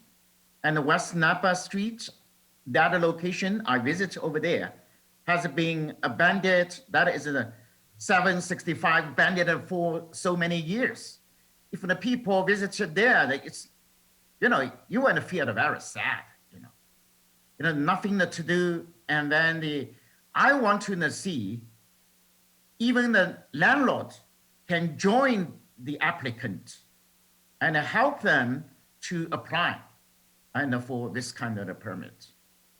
And it's easier for them because this is a big and a huge capital investment. Remodeling, everything is changing. And then I don't want to see when an applicant got approved and later when the landlord and want to do the second job to meet those kind of requirements. And the back and forth, and we spend a lot of the time and the money. Okay. So it sounds like there's general support on council for a second dispensary for sure. The big concern that I'm hearing from council is that we not use a significant amount of our planning director's time on cannabis. We want to move forward on issues of housing and other issues that we have here. It sounds like there's a desire to look at the process of hiring a contract planner and understand better how that might better utilize our planning director's time. Am I hearing that correctly, or are there disagreements with the way I'm framing this? No, I think you are actually phrasing it very well, but I have to just say from the onset, I don't want people to feel that I will support this. I think I played a big role in supporting the first dispensary, just moved it on its way, but I'm one and done. And people who are for cannabis dispensaries, some of them I heard tonight, I think they still have respect for me because I understand what they're sharing and how they feel. And I know that there is a need for this product, but I am not going to be supporting a second dispensary. Okay. I think your summary was good with where we're at. And I would just say, in all things political, things that are delayed often don't get accomplished. That's my concern. And so, I think that staff coming back with a plan, using a contract planner and a consultant, which is charged to the applicants, would be good. And it's not the rush because of the things you said, it's the rush because somehow it could just get moved down. I'd rather just get it taken care of and completed and then close the book. Okay, so go ahead, Kelso, sorry, or sorry, Councilmember Burnett. I assume at some point council will have input with this potential contract planner to tweak the process. Is that correct? I mean, I assume we'll have another meeting about this at city council, or is that? Well, we can bring it back at your adoption time, at least include that in the staff report as to what a potential implementation plan is. Right, so the process isn't part of the ordinance. That's not policy. That's correct. We can, okay. Yeah. Okay. Does that sound reasonable to you, Dave Storer? Yeah, sorry, my internet's been kind of going crazy. Yeah, that'd be fine. Okay. Do you feel comfortable that if we get a contract planner and if we hire a consultant, that we can save your time for the other priorities of council? Absolutely, sir, yeah. You do? Okay, great. It's gonna depend on the. Well, great. Well, let's hire somebody good who knows and has a lot of experience in this, because. And that contractor planner will be totally paid for through the fees, correct? No. Okay. Okay. No, I guess I'm comfortable with that. And it sounds like we have a desire on council to open this up to try to allow other entrepreneurs to come forward and apply. And of course, if you've applied before, you'd be able to reapply, and you may get it. Okay. Do we need a motion here, or this is a direction to council kind of situation? Okay. We need a motion to introduce the ordinance. That's all you need to do. Great. Do I have a motion to introduce the ordinance? I'll move it. Go ahead. So moved. Second. All right, roll call vote. Vice Mayor Agramonte, No.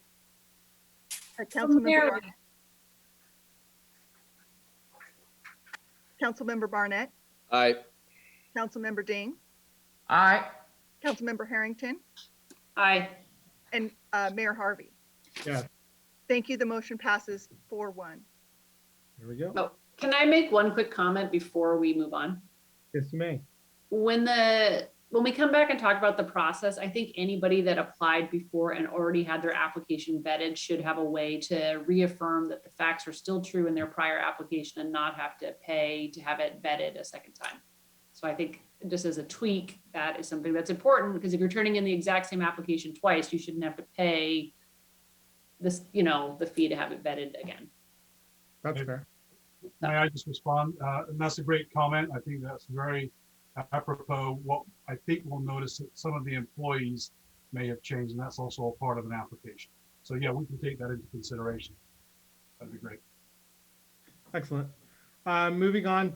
Thank you very much. Great job, council. Moving on to item 6.2, presentation discussion of the status of Sonoma's implementation of the requirements under California's SB 1383, short-lived climate pollutants. And says none of this time receive a briefing, but I don't think I'm supposed to read that. I believe I'm turning this over to Travis Wagner, SB 1383. Get ready, because this is a big one. Thank you. Good evening, Mayor Harvey and members of the City Council. So tonight I'm going to be talking about SB 1383, and that's the city's implementation of the state law SB 1383 on short-lived climate pollutants. So included in tonight's agenda packet are a very short staff report and a rather lengthy draft implementation plan, along with a timeline to implement the requirements in the city. So I'm going to be giving a brief presentation covering the basics of the implementation plan and not going into too much detail. But following the presentation, I will be answering any questions. And also tonight joining us is Ken Wells, representing the city's franchise hauler, Sonoma Garbage Company, and Leslie Lukash and Zinzi Tan from Zero Waste Sonoma to also answer questions as necessary should their expertise be required. So I'm going to share my screen. Wendy, we all set? Yes. You should be able to share your screen. Okay. Can you see it okay? Yes. Okay, excellent. So SB 1383, just a little bit of background, is a climate action and a food security law. The climate action is based on the fact that landfilling organics generates methane, which is a powerful greenhouse gas. And the food security aspect is we're disposing of edible food while a number of people in the state and the county are facing food insecurity. They simply don't have enough food or sufficient nutrition on a daily basis. So SB 1383's goal is to reduce the disposal of organics, and that's 50% by 2020, which was, of course, last year, and 75% by 2025. I will note that the final regulations were not promulgated until December 2020. So based on all indicators, that goal was not met. The law was passed about, I think it was four years ago. So the state is behind. Just as a side note, if the state does meet that goal of the 75% reduction in organics, right now, statewide, there's a significant shortage in capacity to handle all the organics, which has some implications as well as cost and opportunities. So that's just something that may come up later on. Also, 20% of commercial edible food is to be recovered from trash by 2025. Unfortunately, the implementation report did have a typo. It said 2050, but the correct date is 2025. So those are the overall goals of the law. Briefly, what is organic waste? As my summary of that as defined in the final regulation is that it includes food, food waste, yard waste, which is grass clippings, flowers, branches, so forth, organic textiles and carpets made with natural fiber, paper products, lumber and wood that's obviously not treated, manure, and a few other things is collectively defined as organic waste. So according to the 2014 waste characterization study for Sonoma County, just to give you a perspective, and there's going to be one being conducted the next, I believe, year or so or two. Organics in the waste itself, 30.7% of it was organics, 19.8% was compostable paper, and about 5.7% was wood and lumber. So we throw a lot of materials away that can be recovered, recycled, and composted, which is one of the issues that's driving this law. So just a snapshot of what's happening in Sonoma, looking at our municipal solid waste universe. Their Sonoma Garbage Company has almost 4,300 customers. Most of these are residential, slightly over 4,000, and then 184 commercial accounts. These also can be institutions, schools, and so forth and so on. And then multifamily apartment condo type complexes, there's 51. And this slide just shows all the waste that's produced. The y-axis on the left is in tons, and we're pretty much holding steady, although I will say that population has increased a little bit, and there's been a little bit of a dip in the waste, so that's actually a positive thing. And the point below just shows you how much of the organic portion is going to have to be reduced overall to meet the state goals. Now, the thing about SB 1383 is the city does not follow the goals. Instead, those are the statewide goals. But what the state has done is enacted a series or adopted a series of regulations from the law that establishes all these specific requirements on numerous entities, including the city, haulers, and so forth. And so the major categories are separation and collection of organics. There's compliance and enforcement. There's education and outreach. There's also procurement and utilization of recovered organics and recycled paper products, and also the recovery of edible food. So all these are the requirements to achieve those goals of reduction in landfilling of organic waste and also the recovery of edible food. And there's requirements for jurisdiction. So in this case, this would be the city. Also the Joint Powers Authority. In our case for Sonoma County, it's Zero Waste Sonoma. It also has requirements for all generators, and that includes residential and commercial. Haulers, we also have self-haulers. Those are individuals that bring their materials to the landfill or compost facility themselves. Commercial food generators and food recovery organizations. So these are the basic categories where all the regulated entities. I'm going to focus primarily tonight on the city's requirements and how we're moving forward. So again, the city has prescribed requirements, but not outcomes, targets, and goals. What's interesting, I guess, and a little scary, is that the city can be fined for non-compliance, which is a new approach to force cities to actually implement the program, adopt the program, so forth and so on. So this is certainly concerning, and that's helping driving this whole issue to make sure that we achieve these goals. The city must monitor compliance and enforce requirements for all generators. So as I'll talk about, this is going to require an enforcement component for the city specifically for this. Now, on January 1st, 2022, this is where the program has to be implemented. And on that date is when state enforcement begins.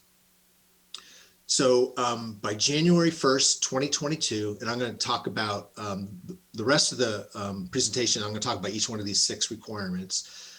By January 1st, 2022, the city must enact the required ordinances, provide, monitor, and enforce organics collection for all generators, conduct annual education and outreach, adopt environmental preferable purchasing policy, begin the procurement of recovered organics, and establish and support an edible food recovery program.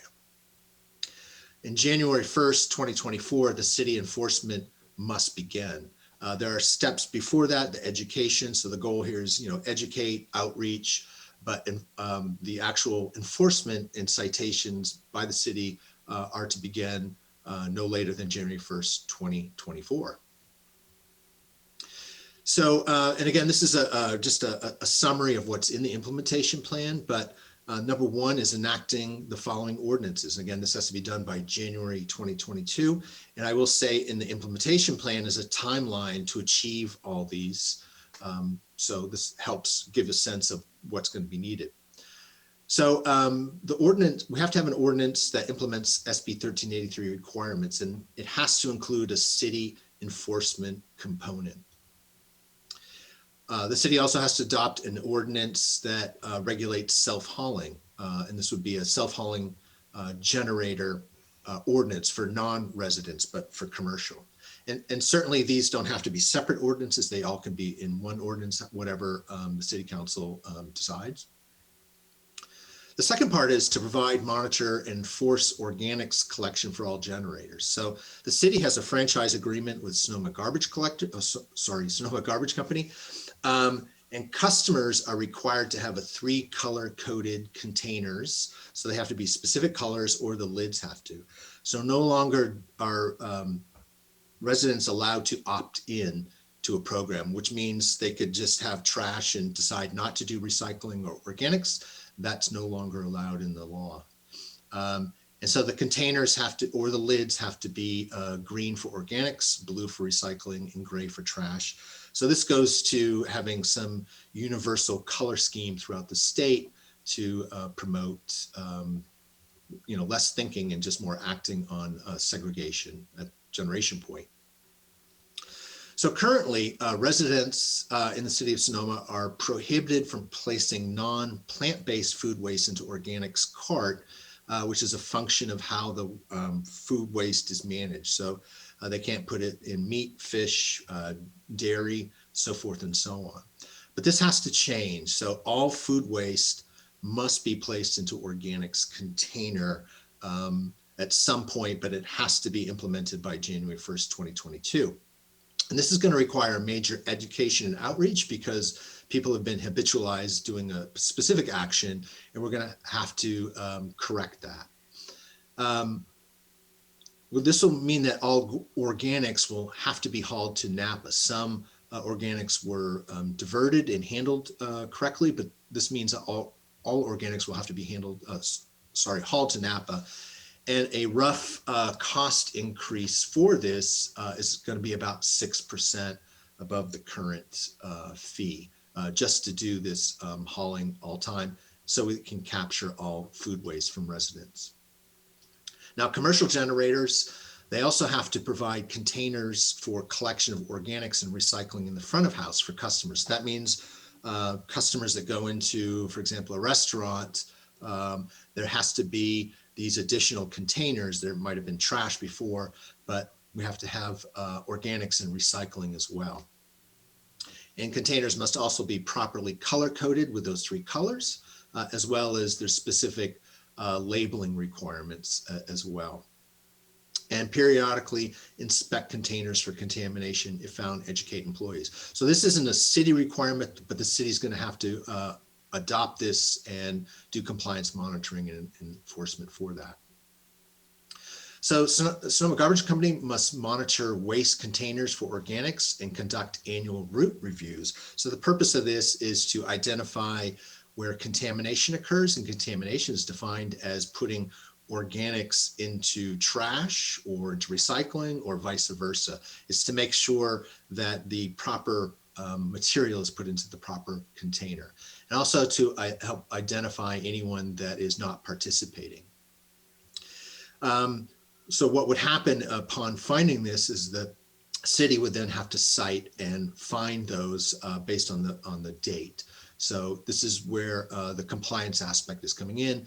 So again, commercial generators have to participate and properly segregate the material. With residential generators, if there's contamination, it's really up to the city's discretion if they want to levy fines or however they want to correct that, whether it's through just education, notification, or whatever, but that is the system. And I will point out on the right hand, the picture there is Sonoma Garbage Company has this approach where they can constantly visually inspect the containers because it's being dumped in front of them. So that's a very helpful way, and it significantly reduces labor costs and obviously protects safety around containers. The city also has to conduct education and outreach, whether that's through staff or some other arrangement.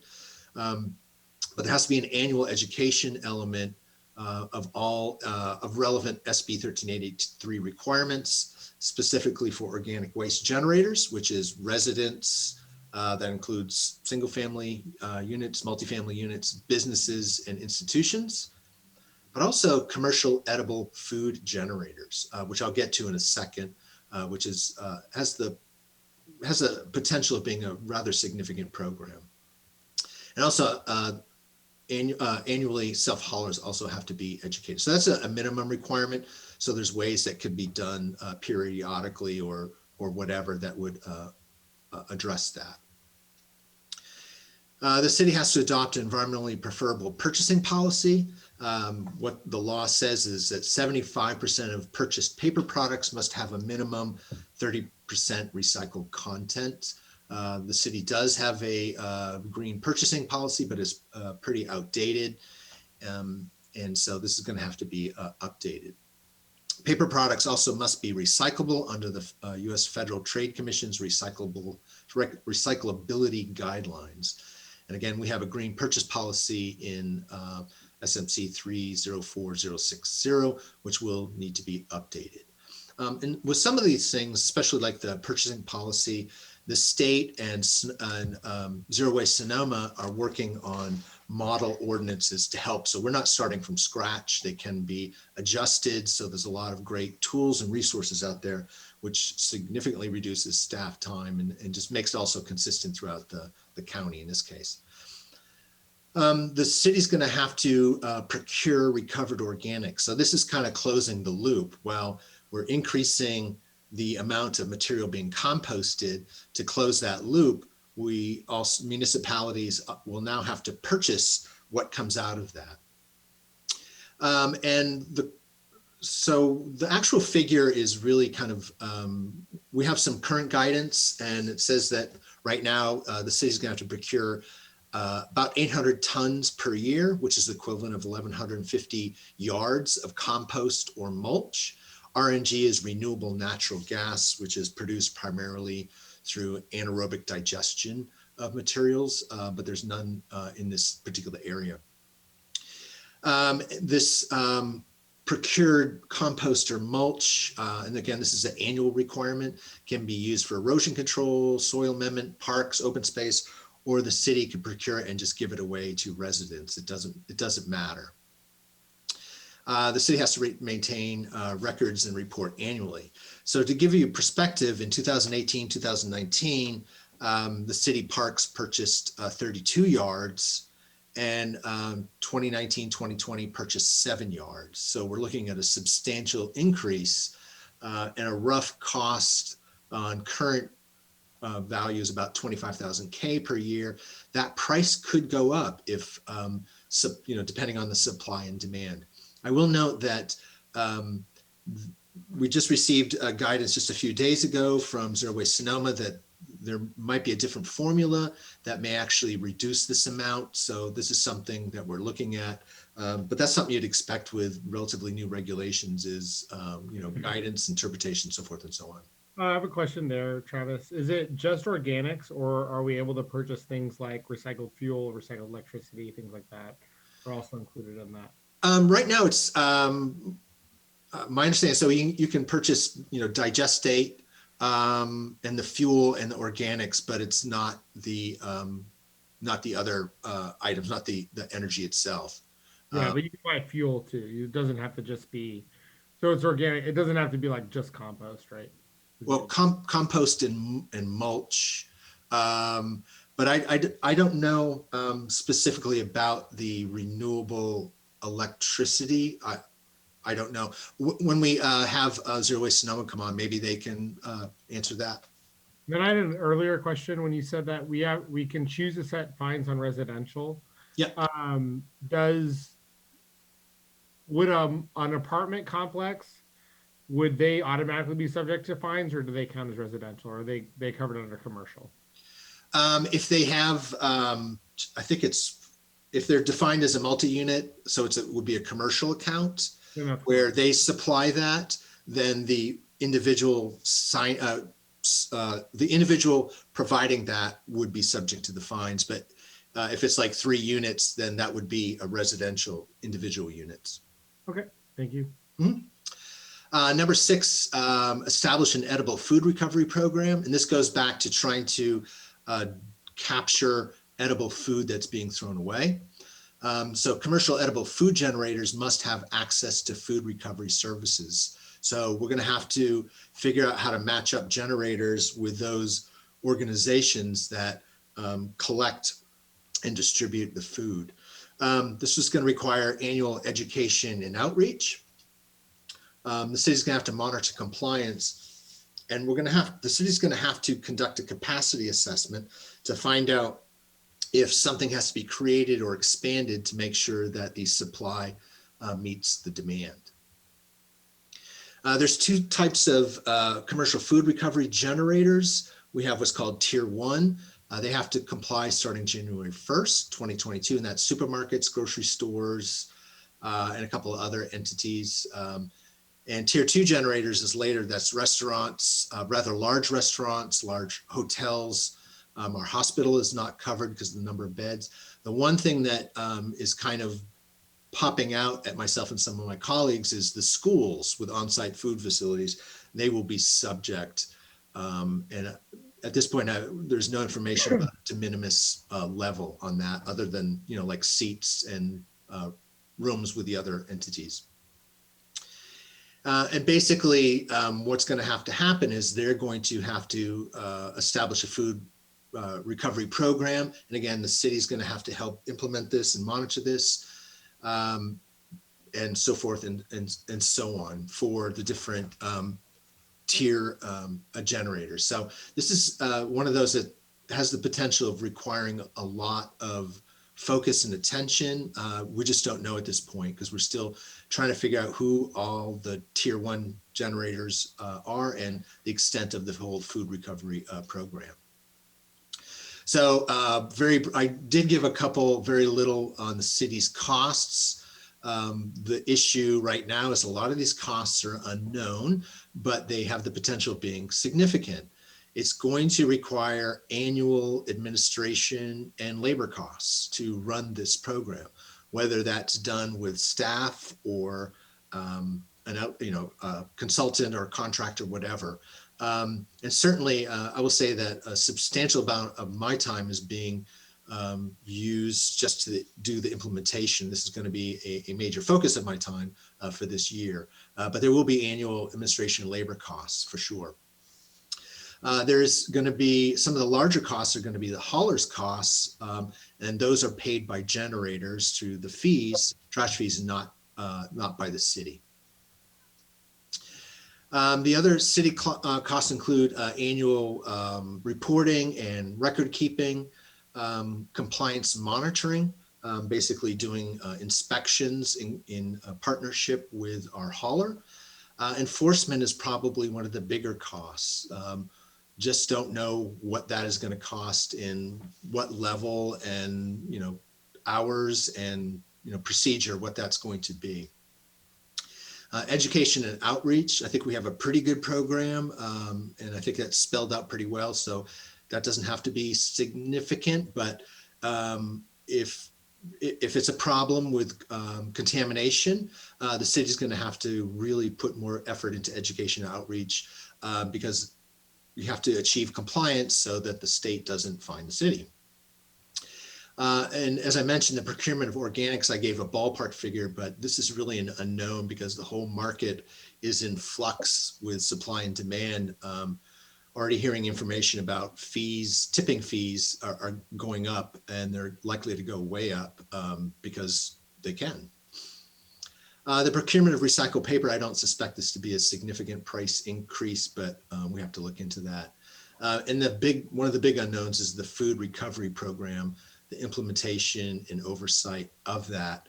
At this point, which is too early, we'll have more information as we go along, but we just don't know at this point. Crazy. A couple outstanding issues are we have incomplete data. So the whole procurement quantity of the recovered organics, we don't know. We have that ballpark figure of the 800 tons, but this could change. If anything, it'll drop. So that would be positive. We do not have all the names of tier 1 and tier 2 commercial food generators. We should be getting that list in the next couple weeks. Part of the problem is they're with the county, they're listed as having an address in Sonoma, but probably half of them have a Sonoma address, but they are in the unincorporated part of the county, like in the Springs. So we have to differentiate who's actually within the city. And again, the existence and capacity of the current commercial food recovery program. And something else, we just don't know the full compliance status with commercial generators with SB 1383. We get a sense that it's pretty strong, but we need to verify that. And with COVID, this has certainly caused some problems with businesses that are unfortunately no longer with us. And this is just something we're going to have to go out and look at and check to make sure they're part of that. So we don't know how much that's going to cost to do that actual thing. So that concludes my presentation. Thank you for listening. And I will stop sharing my screen if that's okay. And then we have other individuals to help answer questions. Does anyone need to go back on the presentation, or can I go ahead and just hit stop share? Yeah, I've got a question to start. So when we talk about fines, how are those calculated, and what are those fines for the city based on? The fines, when you say the fines from the state to the city? Yeah. There's actually a formula and there's actually a detailed sort of strategy about the fines don't kick in until a certain number of days and when you conclude a notice of violation. So the focus is to encourage the city to get into compliance through numerous tools, and the fines are down the road. I've seen the chart for that, but they don't kick in immediately. Yeah, but they can be pretty high, can't they? It could potentially be in the hundreds of thousands of dollars.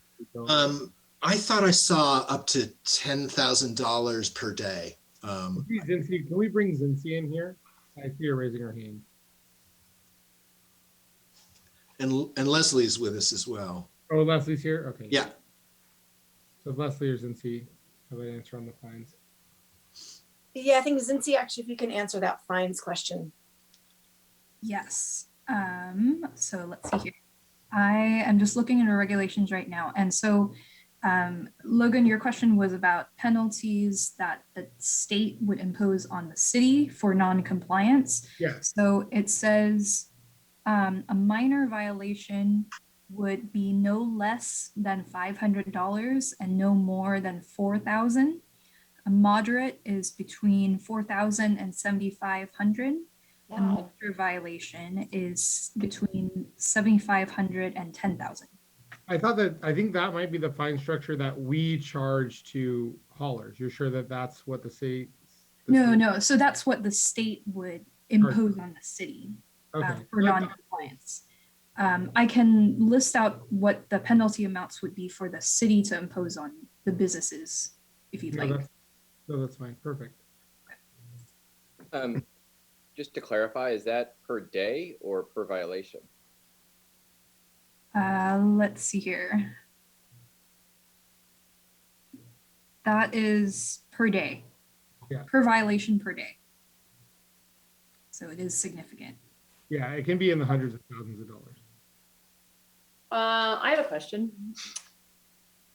Are we going to get a proposal from staff about augmenting the budget or creating maybe it requires, Travis, you're part-time, maybe it requires a full-time, FTE in that role. Are we going to get those kind of suggestions from staff about how we might meet these obligations? Or, I mean, I thought this was very informative and I knew nothing about the topic whatsoever. And I appreciated your report, and the portion about the fines is eye-opening, I guess is the right word.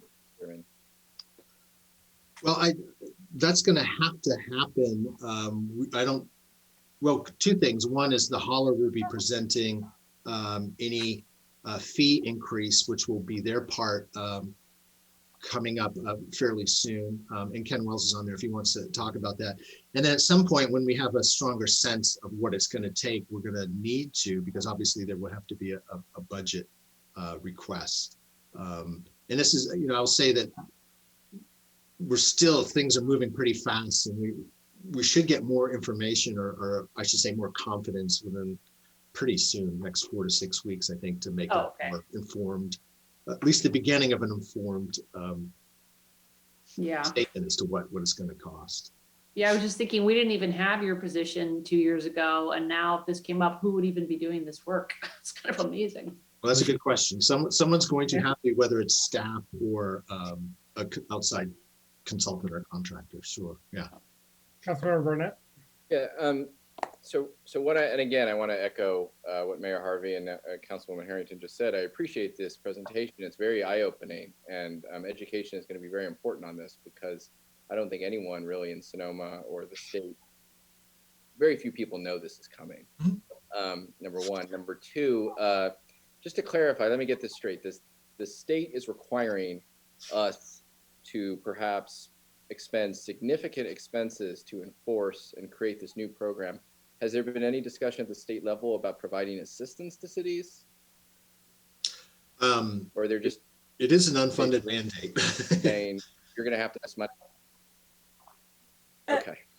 But Leslie, do you want to add to that? Yeah, there's a couple things I want to add here. One is that the agency and the jurisdictions are currently going through a memorandum of understanding, because there's actually quite a bit of things that the agency can do on behalf of the jurisdictions. So some of the things that were listed in Travis's presentation that are the responsibilities of the city, some of those things are things that that's why you have an agency, to help the jurisdiction stay in compliance. So some of the things on his list we'll actually be taking over and implementing on behalf of the jurisdiction. And then regarding the fines component from Cal Recycle from the state, As long as you're moving forward and as a jurisdiction and not ignoring the regulations, CalRecycle is coming at this from a collaborative standpoint. They really don't want to find jurisdictions. They're going through the education outreach. So I don't think any of our jurisdictions in Sonoma County are, certainly not right now, they're not at risk because we are moving forward with the compliance measures, and we will, I'm very confident we'll help hit the targets by the January 1st, 2022 date and the January 2024 date. So we have heard loud and clear from CalRecycle that they really are just looking for the violators of the cities who just are doing nothing, and with, you know, continued probing and trying to move them along, they're just ignoring this regulation. So we're not in that group at all.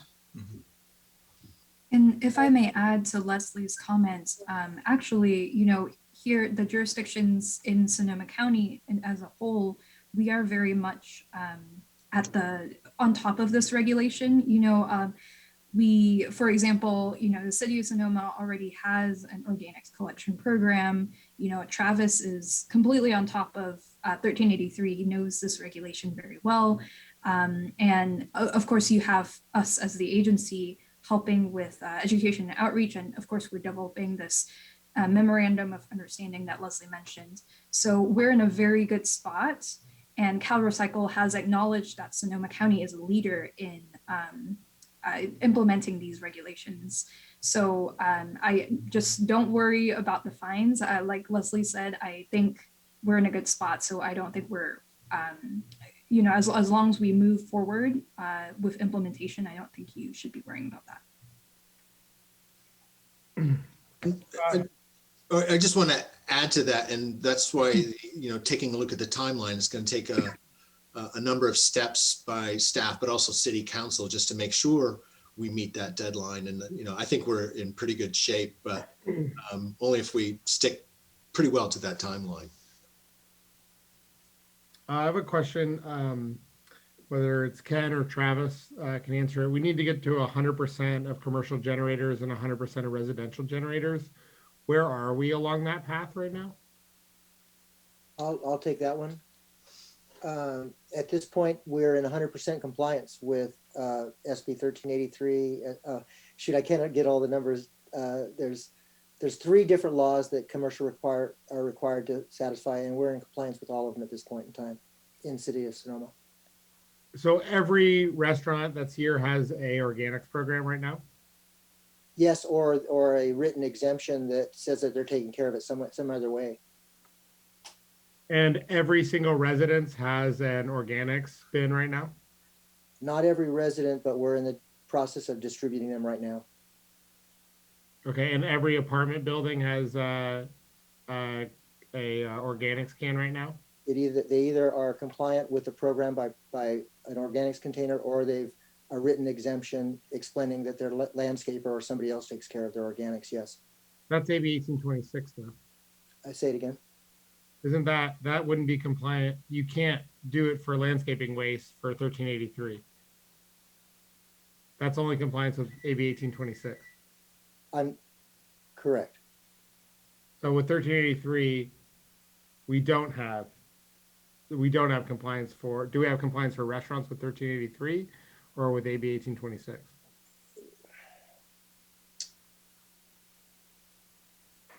I'm not sure I can answer your question. 1383 is still not here yet. We are in compliance with everything that's required for 1383 at this point in time. We're in compliance with all the other laws at this point in time. If I may jump in, so Ken is right in that right now Sonoma is in a really good spot. There are previous laws that are kind of like stepping stones to 1383, and AB 1826 is the mandatory composting law that just requires commercial businesses to compost. And in that respect, Sonoma is 100% compliant, which is better than any other jurisdiction in Sonoma County, I may add. But for 1383, yes, Logan, you're right that the exemptions that were given out for 1826 do not necessarily apply for some of the businesses, because 1383 is more stringent than AB 1826.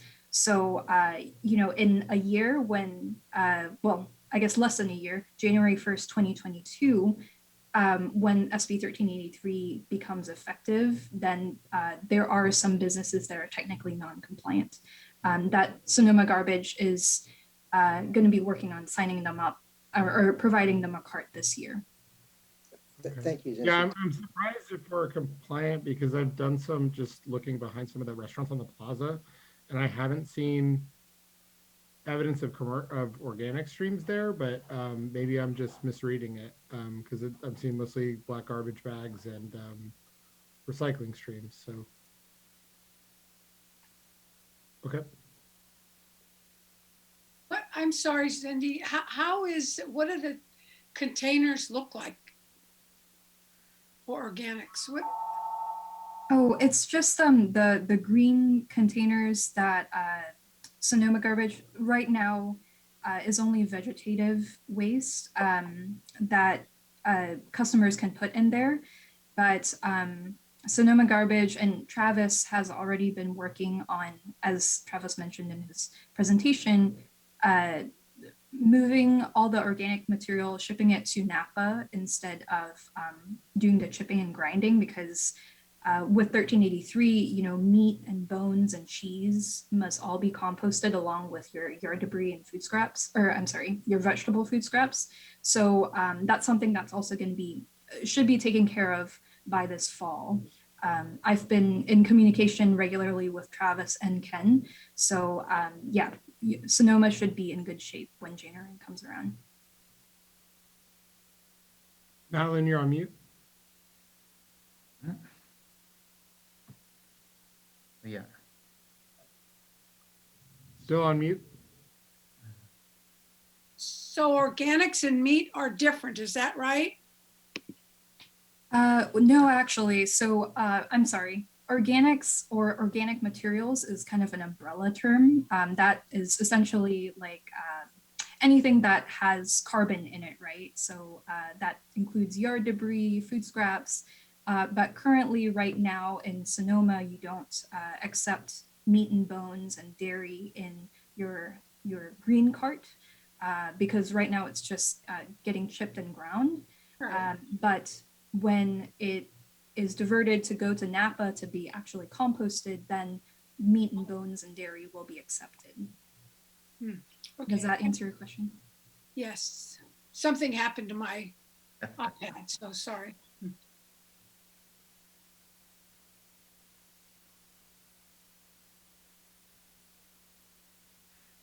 I have a question. As to the enforcement today for California State, that is the January the 1st, 2022.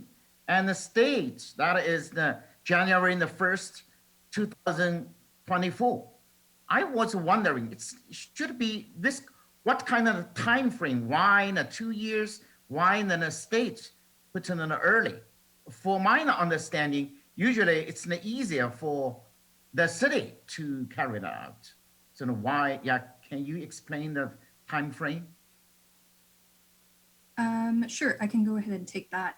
So with the first deadline that Travis mentioned, January 1st, 2022, there are certain things that the city has to do by that date. So for example, provide a green cart to all residents and all businesses in Sonoma.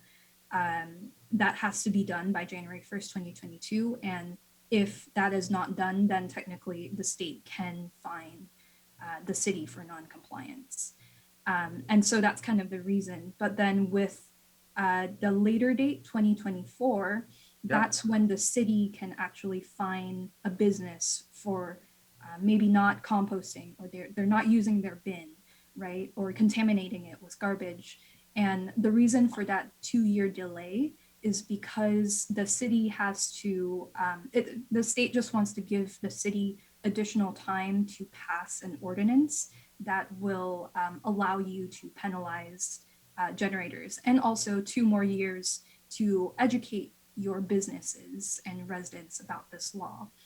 And actually on this topic, I just wanted to add, on Travis's presentation on the list of ordinances that the city needs to pass, not all can be in one ordinance. And actually the state has provided a model ordinance called the enforcement ordinance for short.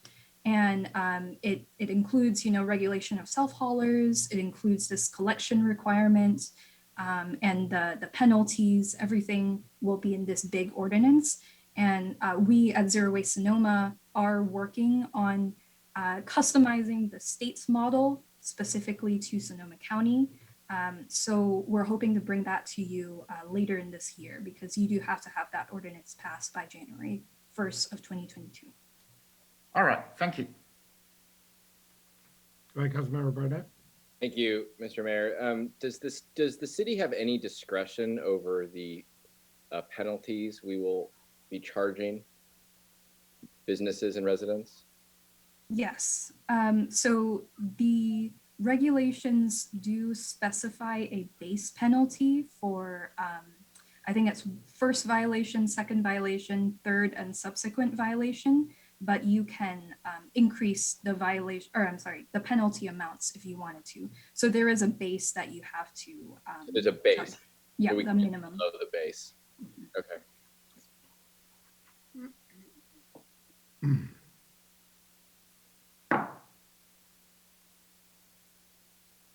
All right. Other questions? We'll go ahead and take it out for public comment.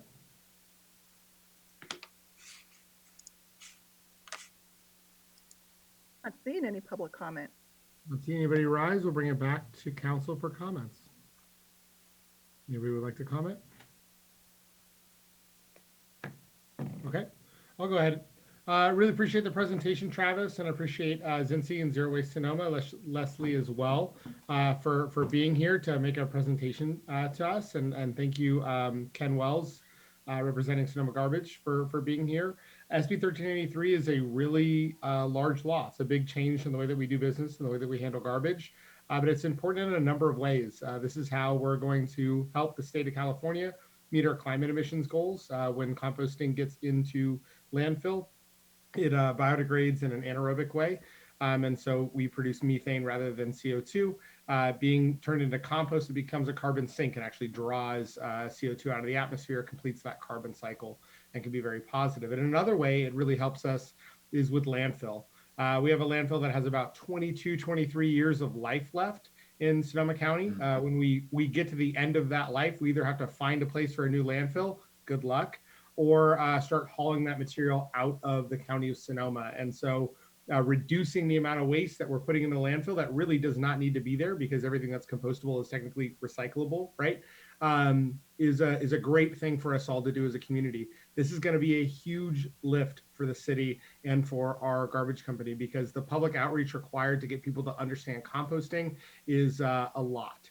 We're used to recycling now, and already contamination is a major issue when it comes to recycling. And so to get people to understand composting is going to be another additional lift. Right now, I don't know if there's going to be a paper on this or anything like that, but you can get a compost bin from Sonoma County Garbage. I have one. Put all my vegetables and paper products and things like that in there, and it works out great. And it's something you can start at home, and people are able to save a bit on their garbage bill often, because usually you pay less for compost than you do for garbage. So this can be a net benefit for a lot of businesses and a lot of residents as well. So just encourage everybody to look into it. And this is going to be something we'll be talking about over this year, because this is a huge change in the way that we do business. But it's an important change, one that's valuable, and one that will hopefully provide, or will definitely provide, lower carbon emissions for our state, and reduce some of the pressure that's on the landfill. So again, I want to thank everybody for showing up today to talk about this. Travis, really appreciate the presentation and your expertise. And of course, Leslie Lukash and Zinzi Tan. Also want to thank Vice Mayor Madeline Agramonte for all her work on Zero Waste Sonoma as our representative. You do a fantastic job over there, so appreciate that as well. If there's no other comments, we'll go ahead and move on to the next item. Thank you very much. I don't think we have any vote on this, so we're just receiving it, and we're moving forward. Thank you so much, everybody. Can we take a 3-minute break? Yes, let's go ahead and take a 3-minute break. I apologize. I forgot that you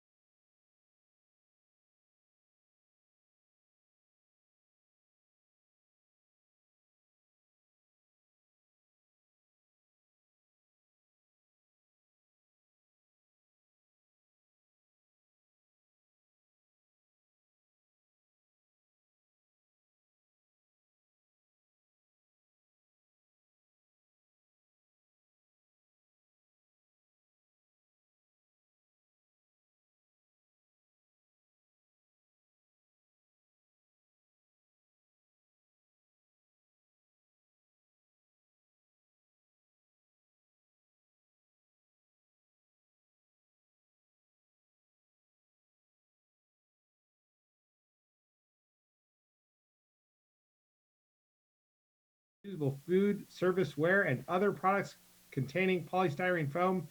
And I'm not going to try that. PFAS, go for David Kiff and Travis Wagner. All yours, Travis. Okay, thank you. Hello again, Mayor Harvey and members of the City Council.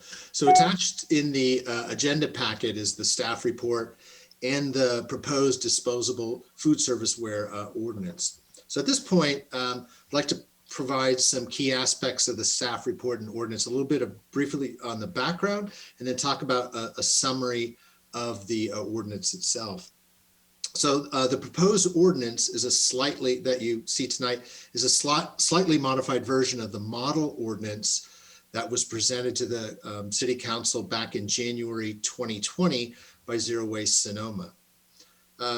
City Council asked the Community Services Environment Commission, the CSEC, to review it, and they did. They reviewed it and unanimously recommended that the City Council adopt the ordinance back in February 2020.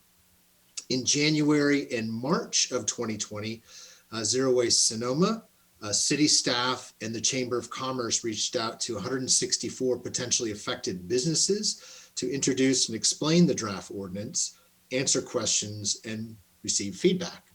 Then COVID hit. During the ensuing period, the issue of PFAS came up, which is per or polyfluoroalkyl substances, so-called forever chemicals. They have numerous uses, but the issue of concern here is that they are used as lining in some paper-to-go products. So PFAS have become ubiquitous environmental pollutants and have become a serious cause of concern nationally. And you're going to see them in the news quite a bit over the next year or two, especially with regards to drinking water and wastewater. In response, Zero Waste Sonoma revised its model ordinance to include PFAS, and this was approved by their board, I believe, just back in January 2021, to also include in their model ordinance to prohibit the sale and distribution of disposable food packaging, also containing PFAS. And this component has, because of the time, has been included in tonight's draft ordinance. So I just want to give a summary of the ordinance. So in general, disposable food serviceware includes single-use bowls, plates, trays, those clamshell containers, cartons, cups, lids, stirrers, utensils, and napkins. That's just disposable food serviceware in general. But the ordinance itself would prohibit the distribution or sale of food or beverages containing food serviceware that contains disposable polystyrene polystyrene foam or PFAS itself. So it's not all those disposable food serviceware, but the specific ones that contain styrofoam, polystyrene foam, as well as PFAS. I will note that the ordinance as written specifically excludes meat and fish packaged in disposable polystyrene foam, and also food prepackaged outside of the city limits. The ordinance would also require that disposable food serviceware be recycled or composted, meaning that it's accepted or recycled, accepted for recycling or composted by the city's franchised hauler, Sonoma Garbage. The ordinance would also prohibit the retail sales of food service products composed of polystyrene foam, including cups, plates, and bowls. It would also prohibit the retail sale of polystyrene coolers that were not encased in other non-polystyrene products, pool or beach tools like noodles, and packaging materials for shipping. It also would require food establishments to provide single-use straws, utensils, lids, and condiment packets only upon request. So I will note that there are exemptions available in the ordinance for hardship cases, for public health emergencies, and global disruptions to recycling and composting markets, which have raised havoc over the past approximately 4 years on recycling, especially on recycling. During the preliminary discussion of the ordinance at the March 15th City Council meeting, One concern expressed was the consistency of this ordinance, especially in Sonoma Valley, considering that's under a different jurisdiction, because it's the unincorporated part of the county. So as noted in the staff report, 5 other jurisdictions have passed a version of the zero waste Sonoma model ordinance. It's very similar to the one that you see tonight. The model ordinance is scheduled to be introduced to the County Board of Supervisors on June 8th, which would include, of course, the Springs and other unincorporated areas surrounding the city. The other major concern expressed at the March 15th City Council meeting was the effective date. Originally in the model ordinance, it was 30 days after enactment. Staff is recommending that the date be 180 days from the adoption date. Another option that the City Council can consider is to adopt January 1st as 2022 is the effective date of the ordinance. And that's when the enforcement phase by Zero Waste Sonoma will begin. And part of that is the city may delegate enforcement of the ordinance to Zero Waste Sonoma under separate agreement, an MOU, which staff recommends. This concludes the staff report, and I would be glad to answer any questions. And I believe Leslie and Zinzi are also there, can talk about the model ordinance and other happenings as well. Thank you. Councilmember Harrington, did you have a question? Yeah, I guess I'm just wondering, did we do any outreach to, or can we do outreach to like people that ship wine or other people that might be using this kind of materials as a regular part of their business to talk about timelines or get any feedback? We did do that last year. We took a list of through business licenses of every potential entity that would be affected, including wine, wine, whatever, stores or whatever in the city limits.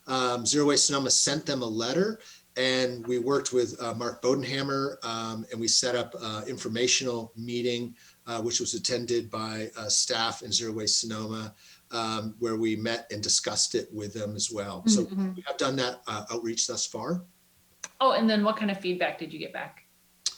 Not much. The only feedback I think was, if I recollect, was sort of, what are these products that are going to be for for substitutes? And actually, there's a a restaurant supplier in the city that was there to help answer the questions and look at various product substitutions, because that was their biggest concern. Is there was general agreements like, yeah, we're okay with that, but what are we supposed to use that's going to be recycled and composted?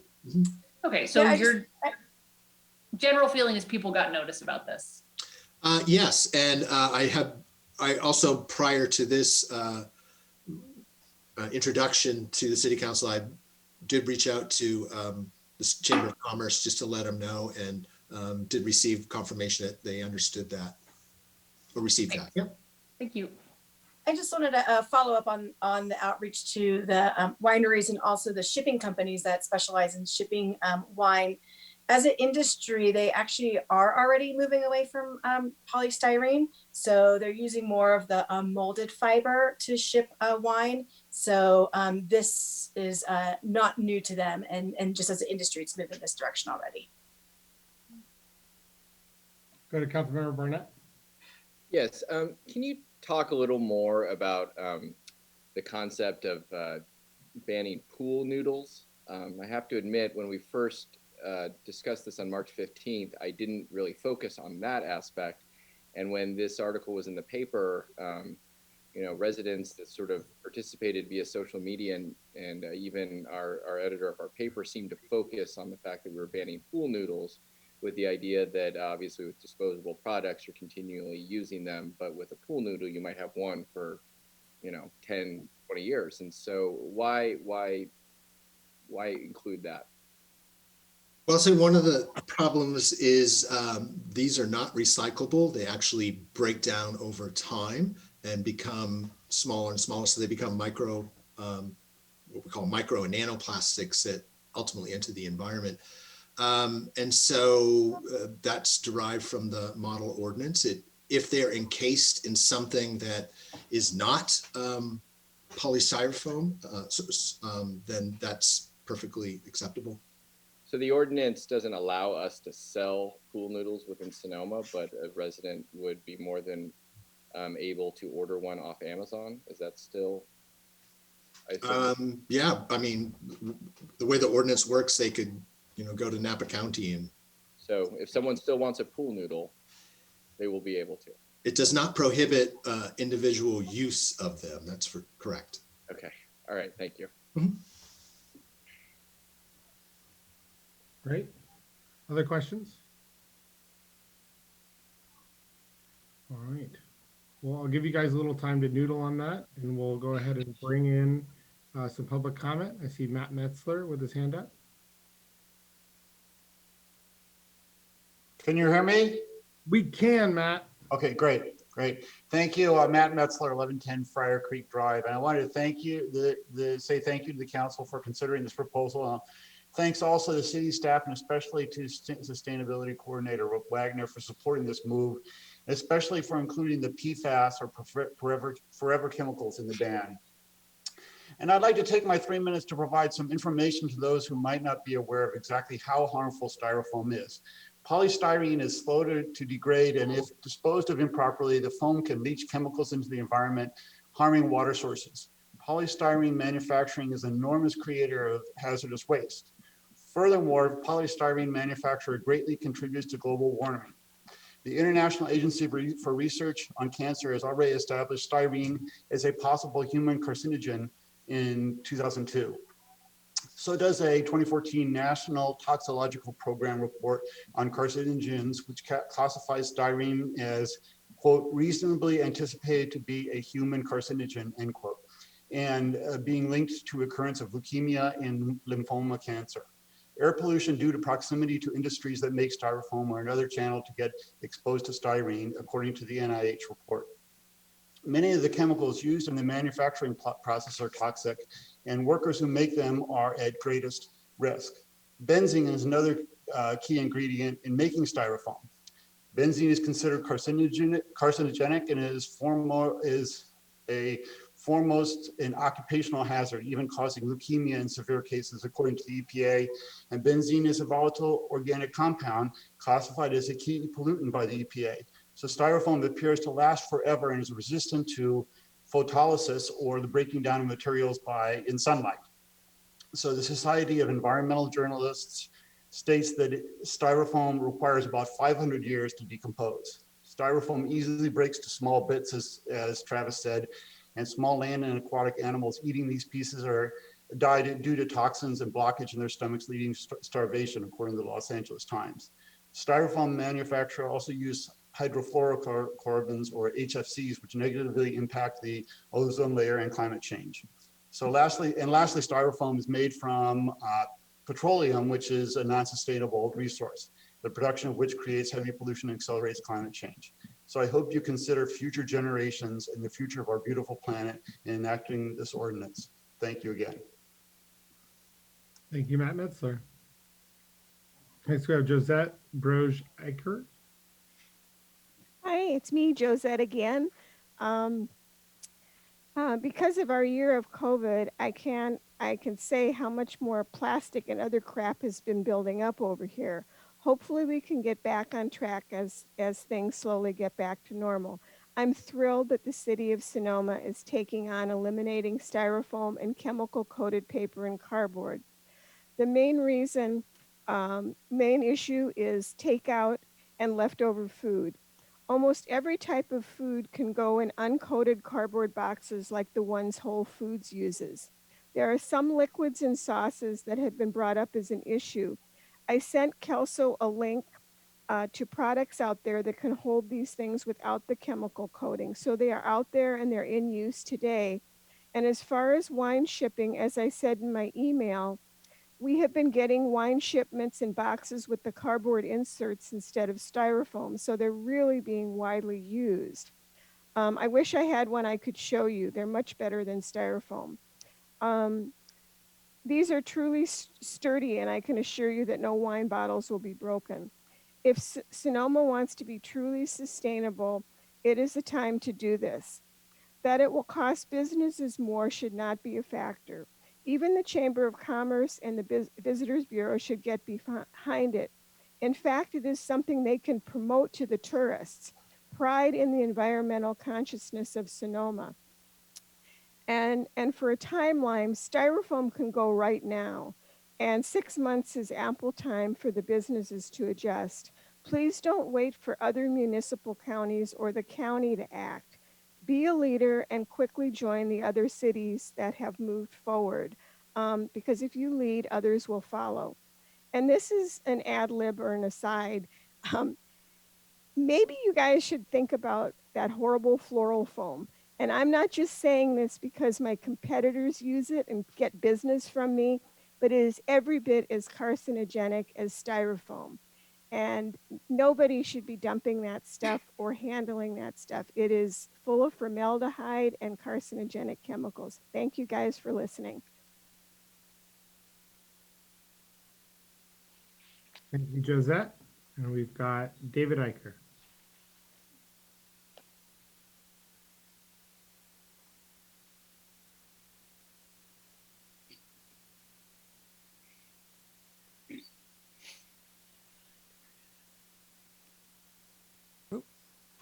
I'm sorry, could you hear me now, or you can hear me okay now? Yes. Okay, I kept having to click unmute. Anyway, I urge you to pass the ordinance so that it comes in effect sooner rather than later. We need to get the ball rolling on this. And do have one question on it. Oh, well, actually, before I get to that, and I know you're concerned about being in sync with the county for the springs. And I was thinking, what businesses both in the city limits and the springs, and the only one I could think about is Mary's Pizza Shack, but they're also in Santa Rosa. So if, and I think in other cities in the county, so you should be the same as with the other cities, and especially Santa Rosa, and hopefully the county will be the same as well. And I don't think you should need to worry about that. And the one question has to do with, I've seen packaging of fruits and vegetables, which are not prepared, like whole tomatoes and peaches, packed with styrofoam. And so I'm just wondering why the polystyrene ban is only prepared foods and not unprepared foods. You know, I haven't seen it if anybody in the city of Sonoma currently does that, but I have seen it elsewhere. So thank you. Great. Thank you very much, David. We'll bring it back to council for discussion. Do you have comments from council? I support this. I'm prepared to vote for it. Great. Yeah, same here. Jack? Yes, same. All right. Do we have a motion? So moved. Do you want me to read the ordinance? No. Second. Thank you. Roll call vote, please. So Council, go ahead. the only question is whether, hello, can you hear me? Yes, I can. The only question on the table is whether this goes into effect on October 1st or January 1st, and it appears there's support for October 1st. Is that when you say so moved, it's the ordinance says 180 days. Is there any interest in just doing it to comply when the county starts enforcing on January 1st? I think October 1st seems to be ample time. Especially since there was notice given and discussions held a year ago. Okay. All right, roll call vote.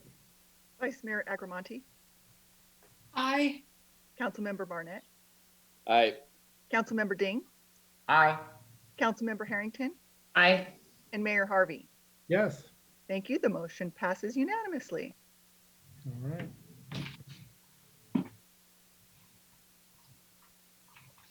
Great. Moving on to item, oh, my iPad moved.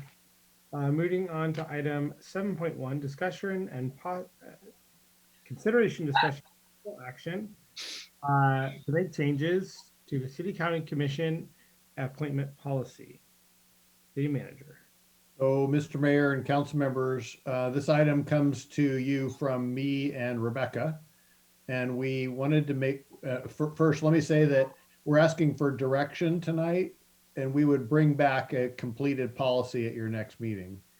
And this came up in large part because of the resignation earlier this year and Councilmember Barnett's appointment, and just making sure that we align the commission appointments similarly. You may decide that there's enough clarity and you don't want anything changed, but the two issues that I think Rebecca and I wanted some clarity on are listed in the staff report. And one is this: is a council member required to officially reappoint their direct appointments if they are successfully reelected to another term? I think the text is a little bit vague on that. That's one issue. The second issue is if a council member does not complete his or her term, do their appointees continue to serve through the remainder of that person's term, or does the replacing council member have the opportunity to make their own appointments? And if you felt comfortable giving us some guidance on both those items, we'd appreciate it. Okay. Comments from council? We're doing questions, right? Mean questions? Questions from council? I don't have any questions. No questions? We'll go ahead and move it out for public comment. Fred Albach.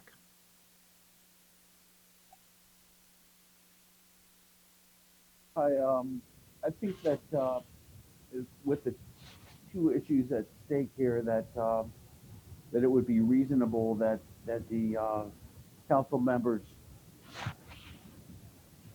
I don't know, they keep them unless they want to change them for going on. But when you have someone like Kelso come in, or someone who comes in on top of another person's term, when I think about the state or federal government, when someone gets in an office, they have full powers of the office. They don't have partial powers.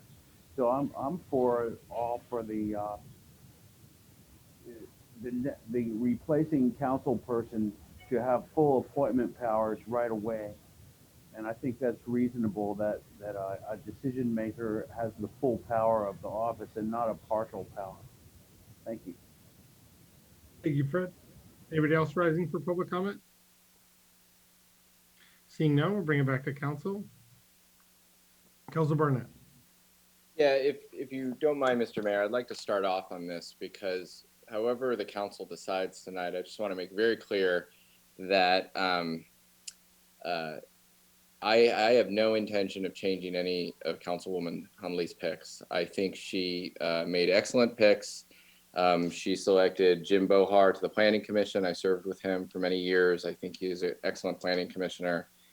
Kimberly Bladner to the CSEC. She's our sitting alcalde. She's an excellent commissioner.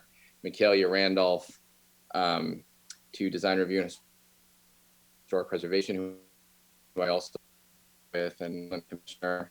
Lauren Kirshner to the Cultural and Fine Arts Commission, and Matt Wyrick to the Traffic Safety Committee, and all of them are selections I probably would have made myself. And so whatever decision the council makes tonight would really only affect a future opening or resignation, because whether or not I have the power to appoint or don't, nothing is going to change. So I just wanted to state that clearly. Number two, I know that when this policy was discussed a few years ago, there was an attempt to have commission appointments reflect the sitting council, with the idea that that was tied to the democratic process. And obviously a resignation and appointment isn't a completely democratic process. And so that's sort of, I guess, the genesis of our discussion tonight. So that's how I wanted to start it off. All right. Councilmember Harrington. So on the first topic of whether people should continue on as council members at the time the council member is reelected, I think it's important to have the council member reappoint people once they're reelected. For one, this is something we talked about.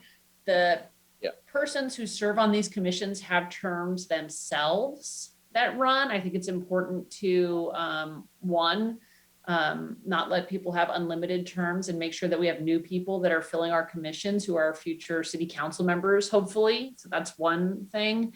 And two, I think it's good to stop and evaluate what's happened and recognize people for their service and just take a pause. And I think the reappointment process allows that. I do think there could possibly be a better way to advertise the position so that people realize that there is someone in the position and that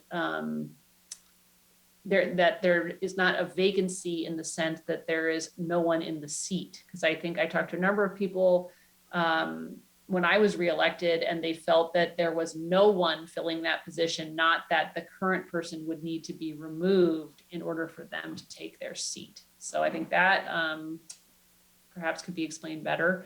In terms of the term of the person who is on a commission, I think it's important to the dignity of our commissioners to give them the term that they are appointed to.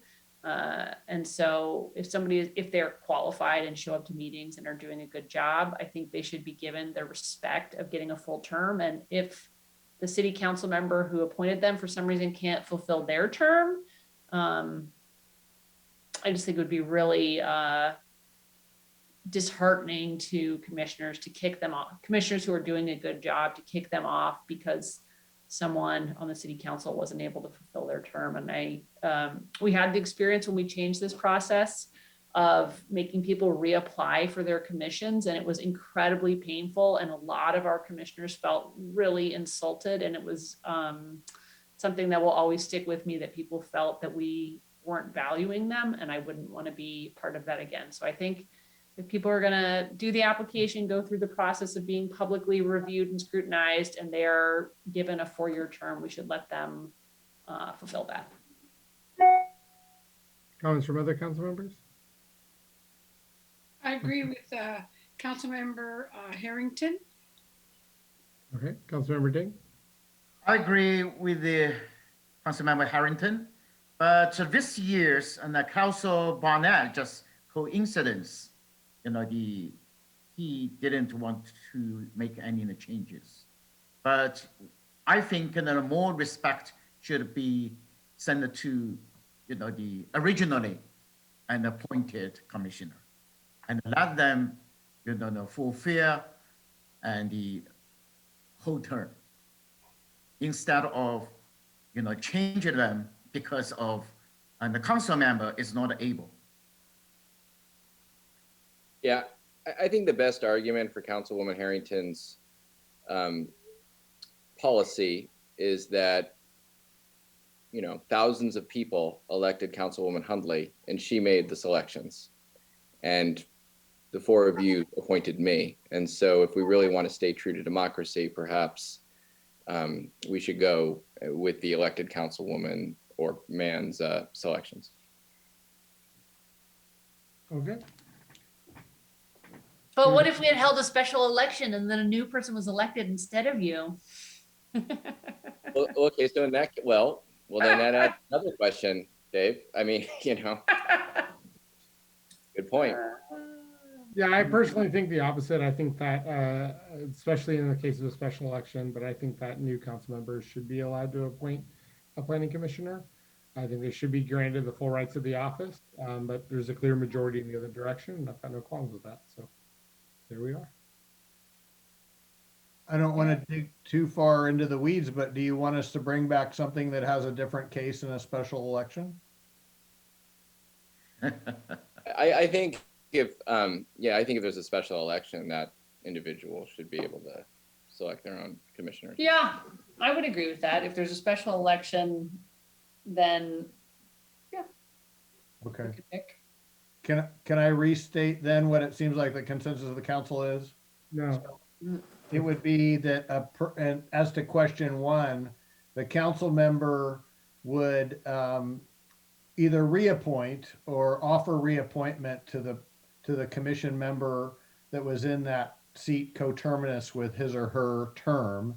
If it was a reappointment, we would advertise that there is a current incumbent in that position and make that clear. And then secondly, if a council member leaves office before his or her term is completed, that person is able to stay, the commission member is able to stay through the remainder of the term to which they were appointed if the new council member is an appointed council member. If the new council member is elected through a special election, that person's term, the commission member's term ends when the council member makes a new appointment. That sound clear? I think that's right. Yeah.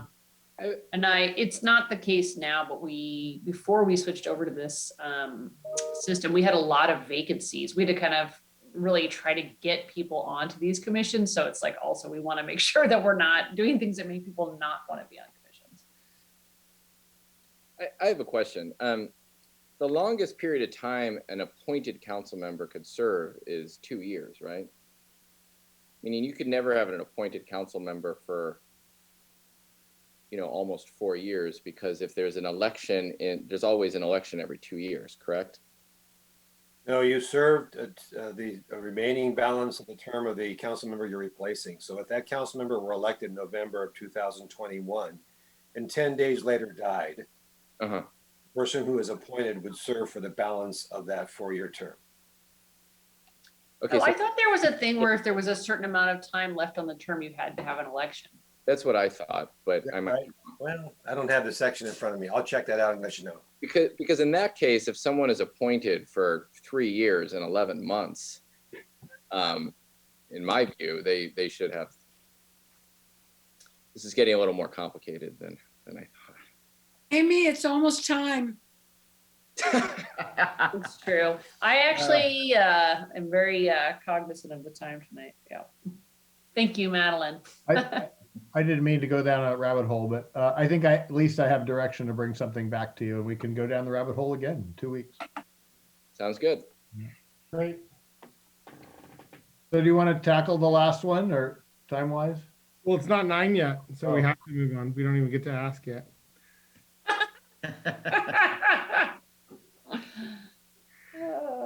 Ordinance says 9.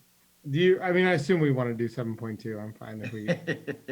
I do want to do it. Let's do it. All right, item 7.2. All right, I'm going to try to share screen here. Share it.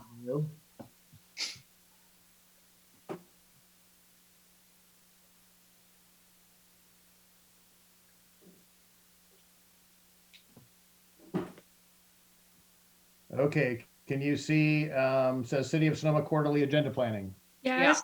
Yes. Yes. Okay, did the next slide move? So now this is more of the chart? Okay.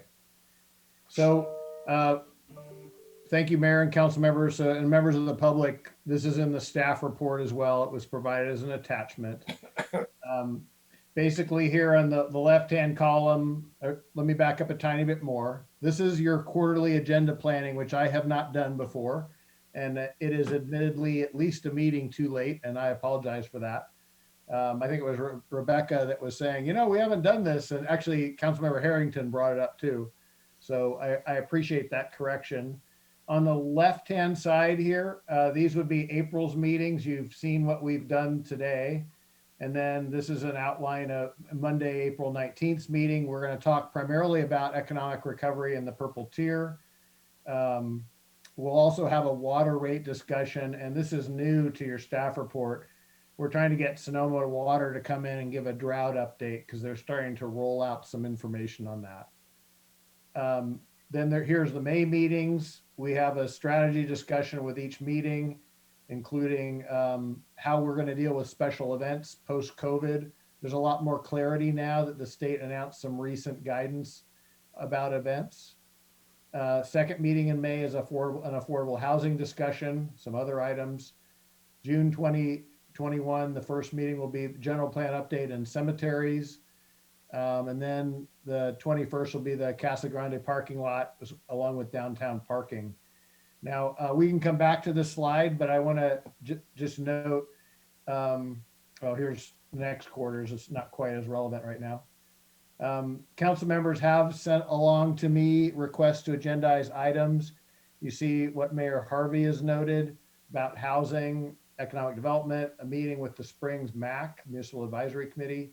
Councilmember Harrington wanted to know more about what our general plan update was, the code amendment to this for the second dispensary, which was tonight.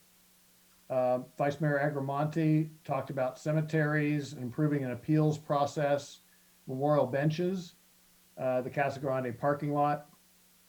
Councilmember Barnett had a list including pedestrian safety, cemeteries, updating our financial policies, the budget, finalizing our audits, housing, economic development, and the meeting with the Springs MAC. Councilmember Ding brought up making sure that we're effectively using the stimulus money to support the city's stability and to look at free Wi-Fi. So all some pretty cool ideas.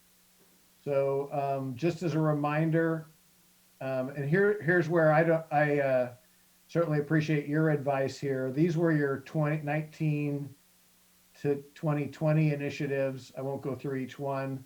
I tried to give a note as to status. If something jumps out at you there that I've incorrectly characterized the status, please raise that. Because I think actually, I'm not sure quite where we were with the tasting room cap and regulations and how that impacts kind of world post-COVID or mid-COVID.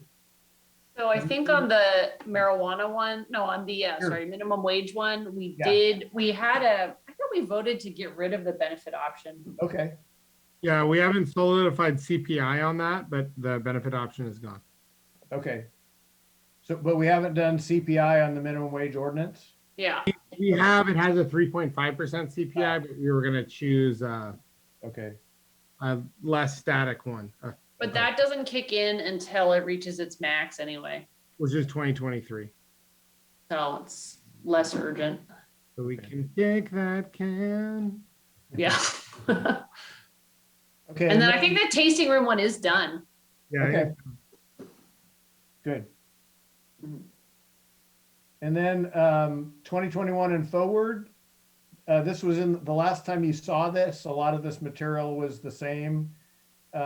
Launching the housing element, including some of the things that you guys have talked about as soon as last meeting, including the growth management ordinance review, updating the development code. David Storer has that underway.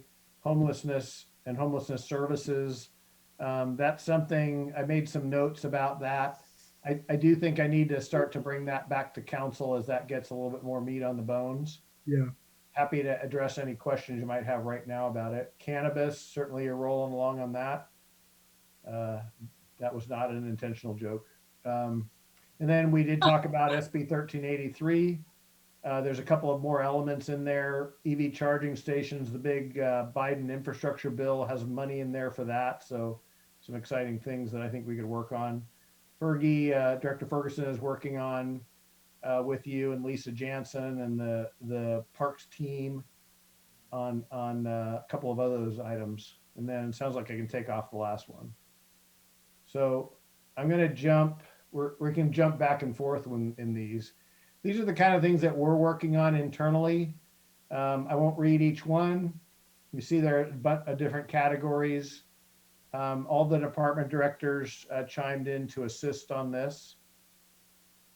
I'll just let you take a look at it before I go further. It was in the staff report too.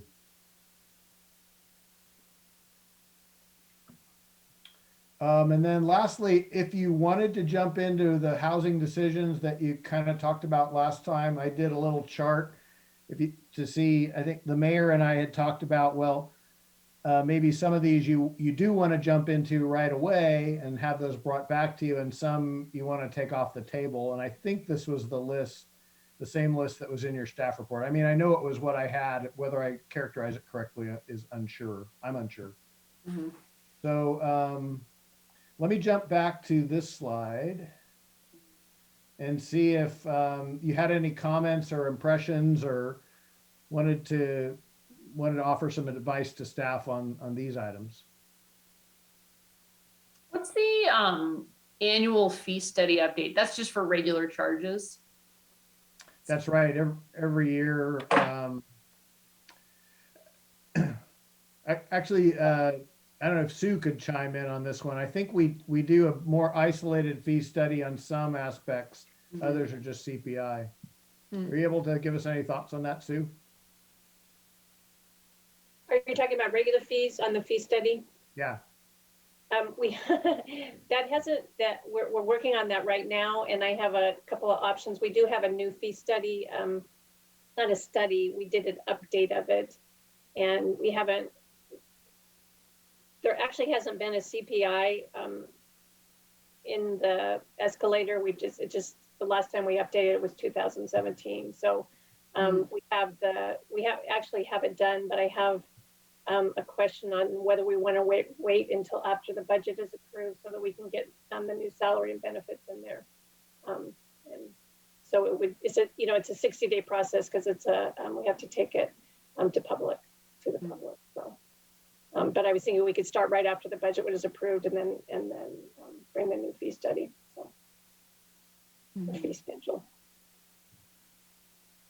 And then what about the fees that we talked about so many times, but we never implemented, like the hotel, what are those called? They're the affordable housing impact fees. Impact fees on commercial. We never finished that. We met about it like at least Or 3 residential. times. Yeah, we didn't finish residential either. Oh, where is that? Mr. Mayor, if I can, we actually did implement the commercial in lieu fees, and we are coming back to you with policy on the residential component, whether we go with fees, in lieu fees, or whether we do changes to the inclusionary housing ordinance itself.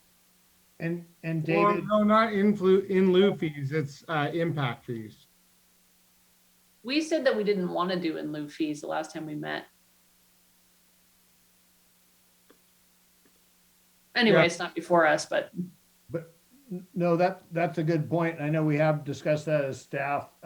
David, when do you think you'd like to bring those back? Not to put you on the spot here. I thought I put it on here.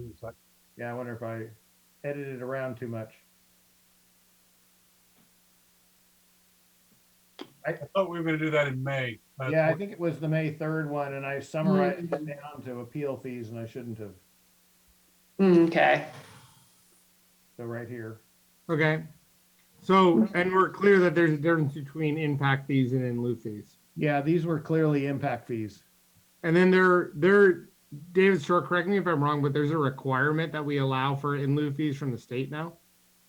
Yes, as it relates to rental for affordable housing, it's called AB 1505, requires us to have something other than on-site builds. So we do have to okay. Yeah. But that's What's a Section 115 trust? So Section 115 trust is a special way to invest funds that you would send towards pension and other post-employment benefits, OPEB.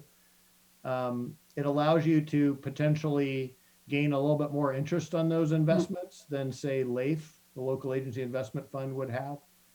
It's a pretty good practice for cities, and I just wanted you folks to be able to have a chance to learn more about it and decide. You could decide not to do it or do it. But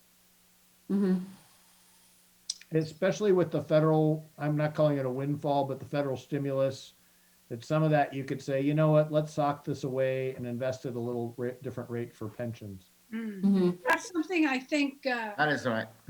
Right. I was just going to say, Jack, we talked about that today. Yeah, we talk about that. So, and Dave, I saw something with the post-COVID event policy or something. I Right. forget. May 3rd? Special events. Yeah. We want to have a discussion with you about what we can, well, it could occur on the 19th of April too. Kind of what can be done in the plaza. What would we be encouraging this summer as summer and fall start to arrive? Are we going to talk about the 4th of July? Yeah, I was going to say, maybe it's a good idea to do that earlier. Because No, I would disagree. I would say we'd have to do it as late as possible because we'll have a better COVID picture. And the state restrictions are consistently getting less restrictive. So if we want to have a better chance to I just think later is going to be better for those reasons. Well, what council. I agree with Mayor Harvey. Yeah, hold it for a while. Yeah. Well, obviously, Councilwoman Harrington just referenced what everyone is already starting to talk about. Are we going to have a 4th of July? We do need to, Councilmember Barnett, we do need to talk about that before May 3rd because May 1st is the drop dead date for purchasing fireworks. Right. Okay. Okay. So we have a special meeting on April 30th. So, Dave, for me, Madeline, I'm interested in special events because the Women's Club would actually like to do an event. I forget, we were founded September 21st, and the Women's Club, and the fountain that's in front of City Hall has never been recognized as being built by this Women's Club. Prior to that, there was a trough and something for dogs. That was taken down, and I think they actually were responsible for the fish pond and the fountain. So that's something we're researching right now. It's in all of our records, but we want to make sure. But we would like to do something to commemorate that, and then possibly ask to do some time of a plaque or something, because everybody thinks the Kiwanis Club did that because they did the cement path around the fountain. They did not do the fountain. Very cool. That's great. The history is always amazing. Dave, could we go back to the council member requests? Yes. So, okay, just on the easy ones, I wish we could have a thing to write on here. So for Madeline's, the cemetery is agendized it's planned. Right. Sorry, hold on. Okay, so her, the appeals process, that's part of the fees, right? Yep. And that's planned. Oh, Madeline, why are we just doing everything Madeline wants all the time? Okay, the benches. Councilmember Harrington, again. We are going to have the appeal fee update, I believe, for the first meeting in May. So that's ready to go. Okay, great. And then the benches, did I see that on there? Yep. Okay, that's on there, and Casa Grande is on there too. Yep. Okay, now we know who's running the city council. No offense, Logan. Okay. And then, I'm taking. okay. And then I'm just gonna do easier ones. So we did the second cannabis for me. Okay, and then I have a question about that with everything else. Can we go to the next page? Let me make it, so I can do this right. Stop annotating. Oh, come on. There we go. All right. Okay, and then, okay. All right. Okay. And then on Kelso's, do we have finalizing audits on there somewhere? We do, right? Yep. Yeah. Okay, so that one is done. Cemetery, yeah. The cemetery is on there. Oh my God, Dave, did you tell them or whoever, Jeff, about the? I'm just trying to figure out what are the items that aren't agendized that are still left to talk about. The ones that are not are the joint meeting with the MAC, and that's actually fairly easy. And then Councilmember Ding's Wi-Fi study, and I need to talk with staff about that. I mean, I think it's a great idea, obviously. Yes, later I will give you some contacts and other city. Yeah. Yeah, I love that idea, Jen. I think the town of Colma has free Wi-Fi. So I guess my only question is, and I obviously have never done a general plan, it's how does this housing stuff work in conjunction with the general plan update so that we're not dragging it out, but also that we're doing it in an organized fashion? I just was wondering, Dave, if you have ideas about how do those specific items, work with the general plan update, or are they separate, or? The housing element is part of it. I can take a shot at that. Either, David. Well, we'll go with the lowest D number right now, D2. We have there's only one element of the general plan that has to be modified. And in this case, our housing element is to be modified every 5 years. And we currently have the RENA process going on as we speak. And so the first thing for us to do in our general plan is to get a revised housing element. And toughest chore therein is the vacant land analysis. So we're beginning that now. At your next council meeting, we'll be coming with a consultant to assist us in that housing element update. Then you can start to attack the other elements of the general plan, such as land use, circulation, which the city did, as you recall, in 2015, 2016. So we have to pick those elements that we need to address, but the housing element is the one that we actually have a timeline on us. I can tell you that the city of Sonoma has updated its general plan roughly every 10 years. And we are behind in that regard, but I think your council has directed us to not only do the housing element per se, and then other elements as we see them, but we're also trying to fix the biggest issue that's problematic for us as far as housing and things, and that is our development code. So that's why those things are being juggled. I guess like specifically the list of Logan's items, can we see that one? Okay, so on these items, just because I'm totally unfamiliar with how the process works, are these things that would be outcomes of a housing element update in the general plan, or are they separate? So how do,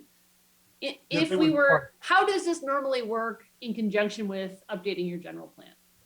Again, pretty much everything on here is relating to our housing element, and HCD will ultimately be the ones that approve or deny it, or certified or not. But all of the topics are part of the housing element. Even as you see 3B, you can see there that we have a municipal services review. The state will be looking to make sure that we have enough sewer or water to relate to all of the areas within our UGB, for example. The growth management ordinance, they look upon that dimly with respect to preventing housing from occurring. So we have to kind of go through all of that kind of analysis. Pretty much everything in there is relating to a housing element. So then in terms of doing this in conjunction, taking these actions in conjunction with the housing element update, we get do we have some sort of like bullet point of the timeline on that, or how does it? Yeah, we're in what's called the sixth cycle, Amy, where we have basically right now, we've received our regional housing allocation of 330 units. Yeah. That will be certified by the state back to ABAG. ABAG then has an appeal period for jurisdictions to appeal that lasts for the rest of this year. And at the end of this year, we'll have 1 year to update our housing element to have it certified the following January, because that's when it becomes effective. The 8-year period becomes effective January 2023 to 2031. Let me ask Logan. So Logan, when you, or Mayor Harvey, when you put these are your items, right? Yep. When you put them on, were you imagining them being done in conjunction with the housing element update, or separately, or what were how did you come up with these specific items, and what was your timeline in thinking about them? My goal is to get these. I think that a lot of these are necessary improvements in order to speed the creation of housing in the city of Sonoma. And my goal was to move the discussion and focus on these things. So whether it's part of a housing element or not doesn't make a ton of difference to me. Although if it were to push the large discussion or the discussion of a lot of these items back to roll it into a housing element, that would be something that I would not be happy about, certainly. Mr. Mayor, if I can, some of these things, for example, number 4, right, you don't have to wait for the housing element per se to kick off. We're in the process of doing that as we speak. We'll be talking about amending the growth ordinance shortly. So these things There's a number of the things that are currently in process, certainly. Things that I would love to see happen, if we want to break it up and to look at, can you just stay on that one? Yeah, sorry. Things if we could, I would like to have, discussion sooner.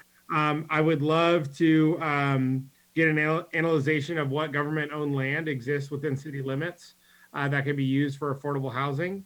And we haven't had public comment, but we can do that after this, I think, unless Jeff interrupts me. I think we're still asking questions. Yeah, so for me, I'm thinking about the number 5, I would really like to see relatively soon. because I think that's critical for us to know what land is available for free within the UGB and within city limits. We could maybe get for low cost to build for affordable housing. I would love to start a discussion about number 6. If you remember when we did our Housing Our Community series, almost every single table that was part of that community series targeted West Natchez Street for future growth. I think we should start that process, but that may be something that's bigger as part of the general plan. We're already working on a number of the other ones in the housing ad hoc. We're going to start a discussion about the GMO. I think that that's really important. So yeah, Okay. So I think, yes. Yeah, that is right. Yeah, I agree. I agree with that. And also anything related with the zoning change or and the UGB, those stuff, definitely planning commission should involve those kind of stuff. Yeah. That's right. Yeah. And they are. Currently, the way this is, I mean, in all honesty, I want to speed these things along as quickly as possible. But a lot of this stuff is already kind of coming to our housing ad hoc committee. That's really started ramping up meetings the last So could I interject here for a moment? Is Jeff still on? Or he's gone? Is Jeff still on? I'm here. Yeah. Okay. Yeah, Jeff, whenever you get a chance, would you explain to Dave what happened years ago with respect to the affordable housing in the mobile home units? Because the city manager took on we had a rental, I don't know what it was called, rental board or something. Rent stabilization. Right, and they never met. So what was decided is that city manager would oversee the mobile home park, the affordable housing. I'm simplifying it. However, Jeff, what's been happening, and I might be wrong, but this is what I hear, that if somebody dies and the company comes in and says, oh, to the kids, there's so much trouble. You don't need to do this. We will buy this from you. So then they remove it. They put in a big manufactured housing, and it's no longer affordable. And they're chipping away in there. I could be wrong, but this is just what people are saying. And whomever comes in as our city manager, I think they need to be aware that they are called the administrator. It was, Jeff, it was huge. It was huge. Yeah, the problem is our current rent stabilization ordinance controls space rentals and not the rental of the mobile home itself. And that's where the landlords are able to step in and buy the rental, the mobile home itself, and then rent it out at certainly market rates. Right. If the council wants to take a look at that, we certainly can. So that used to be what we considered some of it to be affordable. So I thought I'd just mention it. I appreciate that. So, Can we see Logan's list again? Yeah, sure. Try to share the screen again. Now, where did this go? It's after 9. I'm starting to fall apart here. Let's see. Likewise. Come back. Okay. Yeah. Jeff, do you remember those private owners flew in their planes from the mobile home parks? Yeah. In their private jets? Like Congress. Is that sharing the right screen? It's blank. It's a nice background though. Thank you. Let me stop sharing. Try this again. All of a sudden, my computer is verifying old programs. Great. That's really helpful. Okay. Well, Give me a minute again. Maybe we can have public comment while he's working on that and then come back to it. Oh, good idea. Yeah, we'll go ahead and open it up for public comment.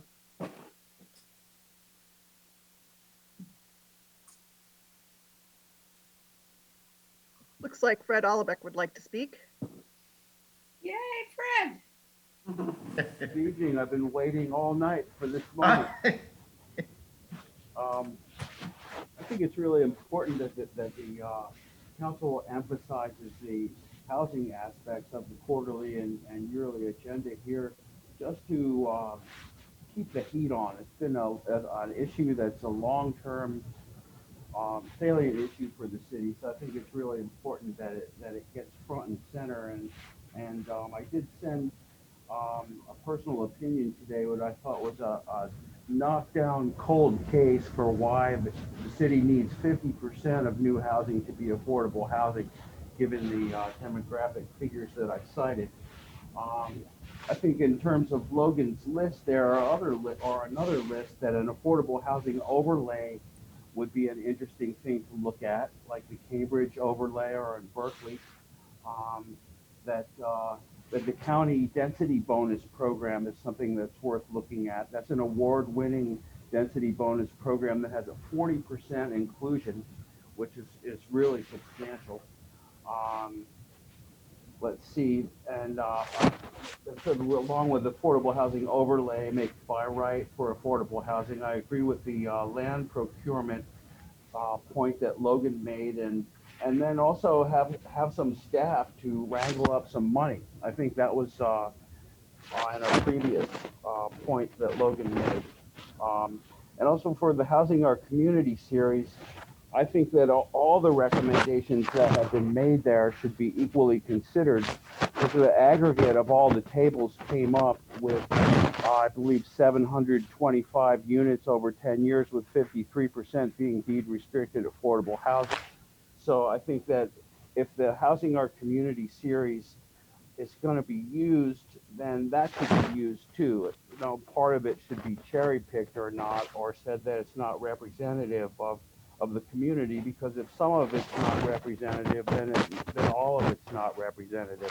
So I think that that particular figure for deed restricted housing represents the studied opinion of all the people who were there saying this is a serious problem, and we need to address a lot of deed restricted affordable housing. Basically, I just really want to support any way that the council can emphasize to the planning commission and the housing element process ways that they would like to see housing be steered in the city through the housing element process. And you know, just keep the fire turned up on that burner. I think it's really important. So thanks very much. Thank you, Fred. I see Dave Ransom.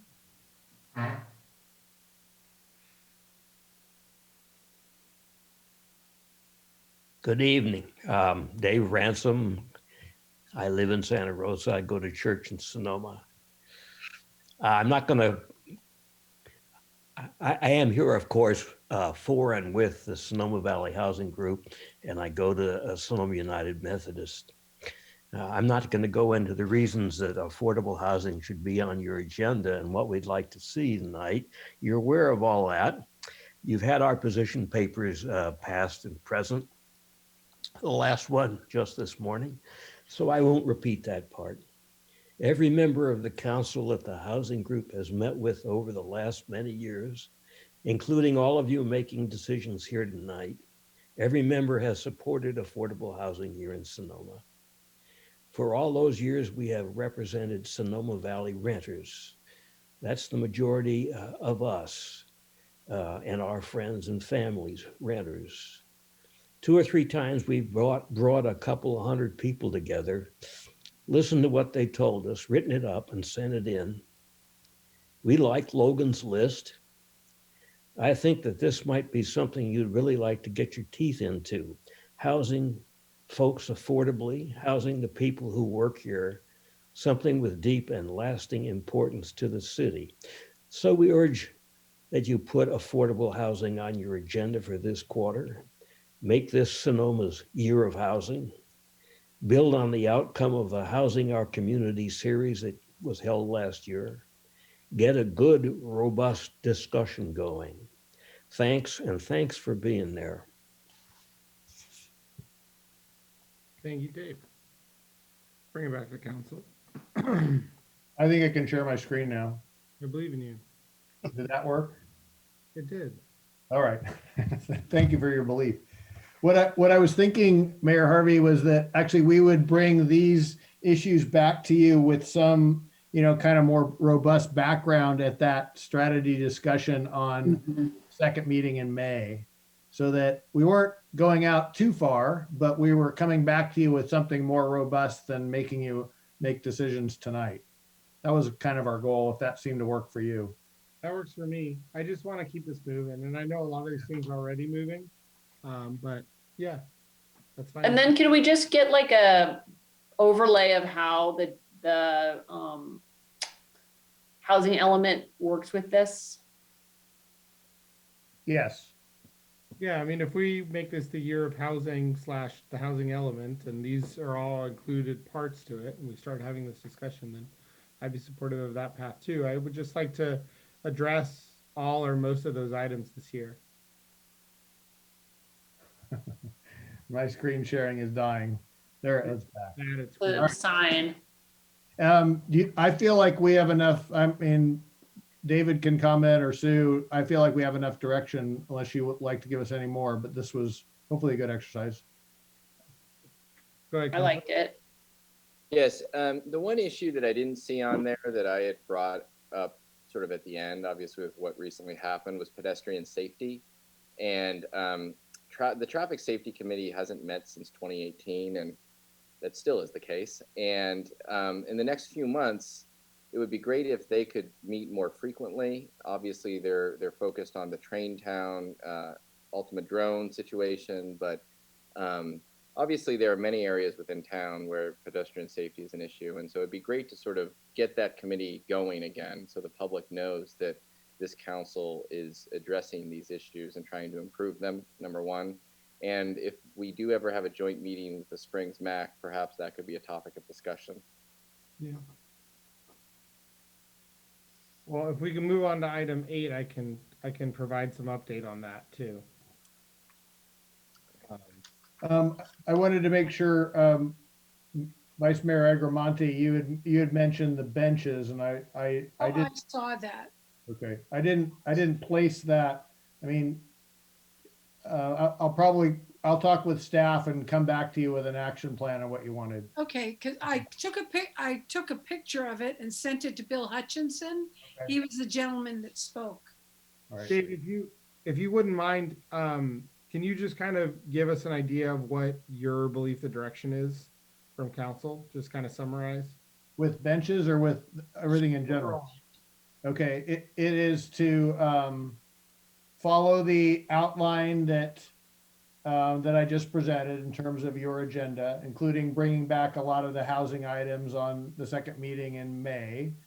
I'm going to follow up secondly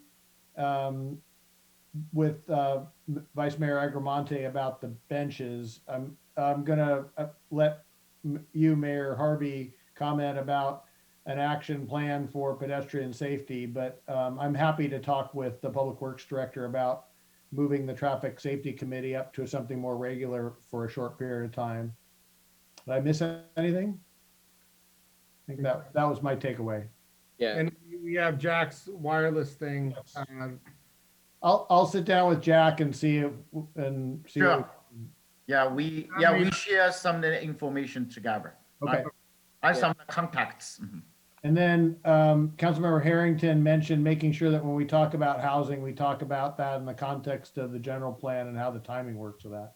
Yeah. Yeah. If we don't have to do double work, that's always good. Yeah. I think, we've been moving pretty well on the ad hoc. Go ahead, Councilman.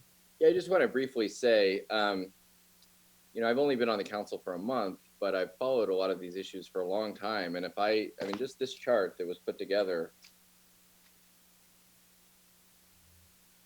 talk about affordable housing, which we've all wanted to talk about for years, the Casa Grande parking lot, which we've all wanted to talk for years, cemetery, which we've all wanted to talk about for years, the general plan update we've all wanted to talk about for years. This is, at least, I know it's getting late, but I'm sort of excited that this is all coming down the pike. And Well, and Kelso, here is wow, I see it.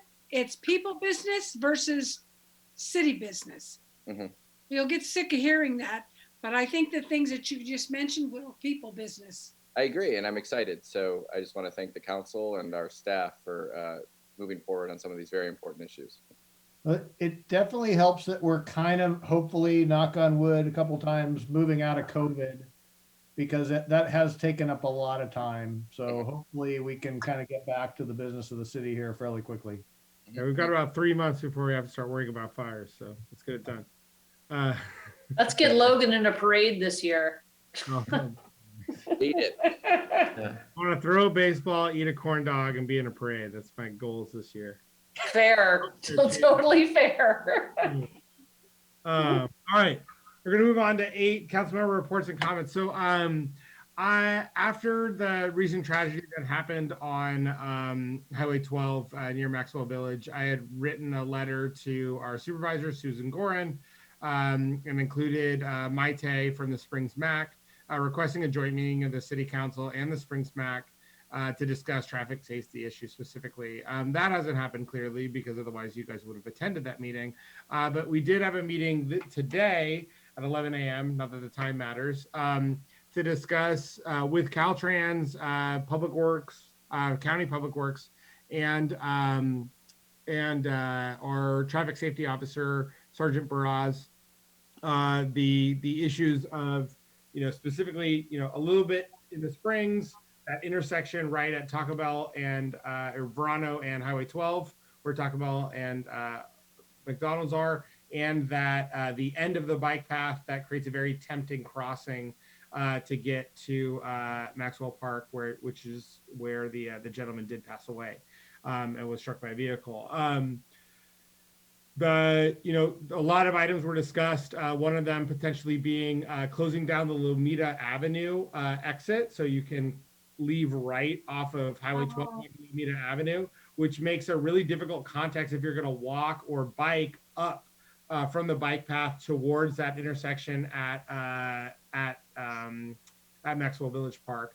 We also discussed additional lighting and different ways to stripe it. So there were short-term and long-term plans, adding some additional bike lanes to try to help slow traffic. There was a light discussion around reducing the lanes into just one lane the other way, but there was a feeling from Caltrans that was not a good idea just from a traffic congestion kind of idea. Long term, there was a discussion about the possibility of having a roundabout at that location. We're talking several years in the future, obviously. And so we're going to bring back some information about all those ideas. Afterwards, Sergeant Baraz and I went out to the site where the gentleman was killed and really looked at it. And I think, both of us were in agreement that getting rid of that Lomita exit, which is in county, would really help with the bike ability of going out of the bike path and then up to Maxwell Village Park. We also discussed the potential need of extending the gate that blocks you from crossing over into Maxwell further up to the Nelson parking lot. Now that wouldn't prevent somebody from walking across the street, but 2 things would happen if you block the Lomita. Number one, it would make it, right now, it's not illegal to walk across all 4 of those roads. It's not technically jaywalking because there's 3 intersections there. If there's 2 crosswalked intersections, now it's jaywalking. With the 3rd one there, which is Lomita, it is not jaywalking. So right now they're legal to do it. And also if you force people to walk all the way up to the Nelson parking lot, now you can see the cars coming over the hill. And so while we accept that, what we were discussing is while we accept that the human behavior is that people are still going to walk across that street illegally without a crosswalk, at least now they'll know how cars are coming around the corner. And so walking across that street wouldn't necessarily be a death sentence. The gentleman also got struck by a car heading towards the Springs from that Maxwell parking lot. And extending it further up to Nelson would also put them further away from that intersection and possibly create some amount of safety there. So there are discussions going on with Caltrans. We're talking about how we can improve safety on that road specifically. Afterwards, we had received an email about a homeless encampment and some kind of difficulties as far as what was going on there. And so, I talked to Sergeant Baraz a little bit about that as well. But, obviously there's no official direction. There's no official plan. We're going to have Caltrans come back to us in about a month and a half and kind of update myself and Susan Gorin around that issue. So I'll continue to bring those updates to this council as they happen. Go ahead. Yeah, go ahead. Oh, thank you. Logan, is there any discussion about Donald with the development? Oh, the Donald Street to add sidewalks. Susan Gorin brought up adding additional sidewalks up to Donald on Highway 12. Is that what you're talking about? Well, I think the development they're supposed to be going in and they weren't included in the Springs, in the program. I don't know. I haven't heard any updates on that. That wasn't the topic of this meeting. So I don't know. I know that the Spring Specific Plan is kind of in litigation right now. So thank you. Yeah. Thank you, Mayor, for that update. I think that's very interesting. Was there any discussion about, I know we don't have the money for this, but perhaps Caltrans or the county does a pedestrian bridge? No discussions over a pedestrian bridge. And I think there's, and I see Jeff getting worried about the Brown Act right now. Oh, okay. Yeah, this is the time for brief reports on your activities. Brief is the operative word. So let's keep it brief. Okay. Well, yeah, thank you. No real discussions here, just reports. I would like to report, this morning I went to the county having the water special meeting. And the drought weather, it's really serious. We experienced the historic low for the reservoir in Mendocino County. And then no any good resolution, and we have today, then we passed the budget and they just reduced the budget by $1 million and just cut the capital investment. So they basically, and today we mentioned about the resolution, and they mentioned about the increase on the local supply. That means on the groundwater. And the groundwater, as it is very valuable stuff, it's difficult for us, especially for the Sonoma Valley. So just bring your attention, on this the water. And fortunately, next on the meeting, we're discussing the detail. And also, we can read in the newspaper, Press Democrat, and during the weekend mention about this. Serious. Thank you, Jack, for that update. Any other council member updates? City manager? Jeff Walter, attorney at law? Yes, thank you, Mr. Mayor. I have a startling report that my advice about Mr. Barnett's taking a council member's place for the balance of that council member's term was not quite accurate. There is a limitation, and that is as follows. If the vacancy occurs in the first half of a term of office of the council member who's retiring or not being reelected or resigning, and there are at least 130 days left until the next general election, the appointee holds office until the next general election. On the other hand, if a vacancy occurs in the first half of the resigning council member's term of office and there are at least 130 days left until the next general election, or if the vacancy occurs in the second half of the term of office of the retiring council member, the appointee holds office for the unexpired term. So there is a limitation. Okay. That make that easier, that policy easier. Yeah. Jeff, we forgive you. Thank you. You're welcome. That's it for us, Mr. Mayor. You have Bible with you. You have Bible. All right. Call it.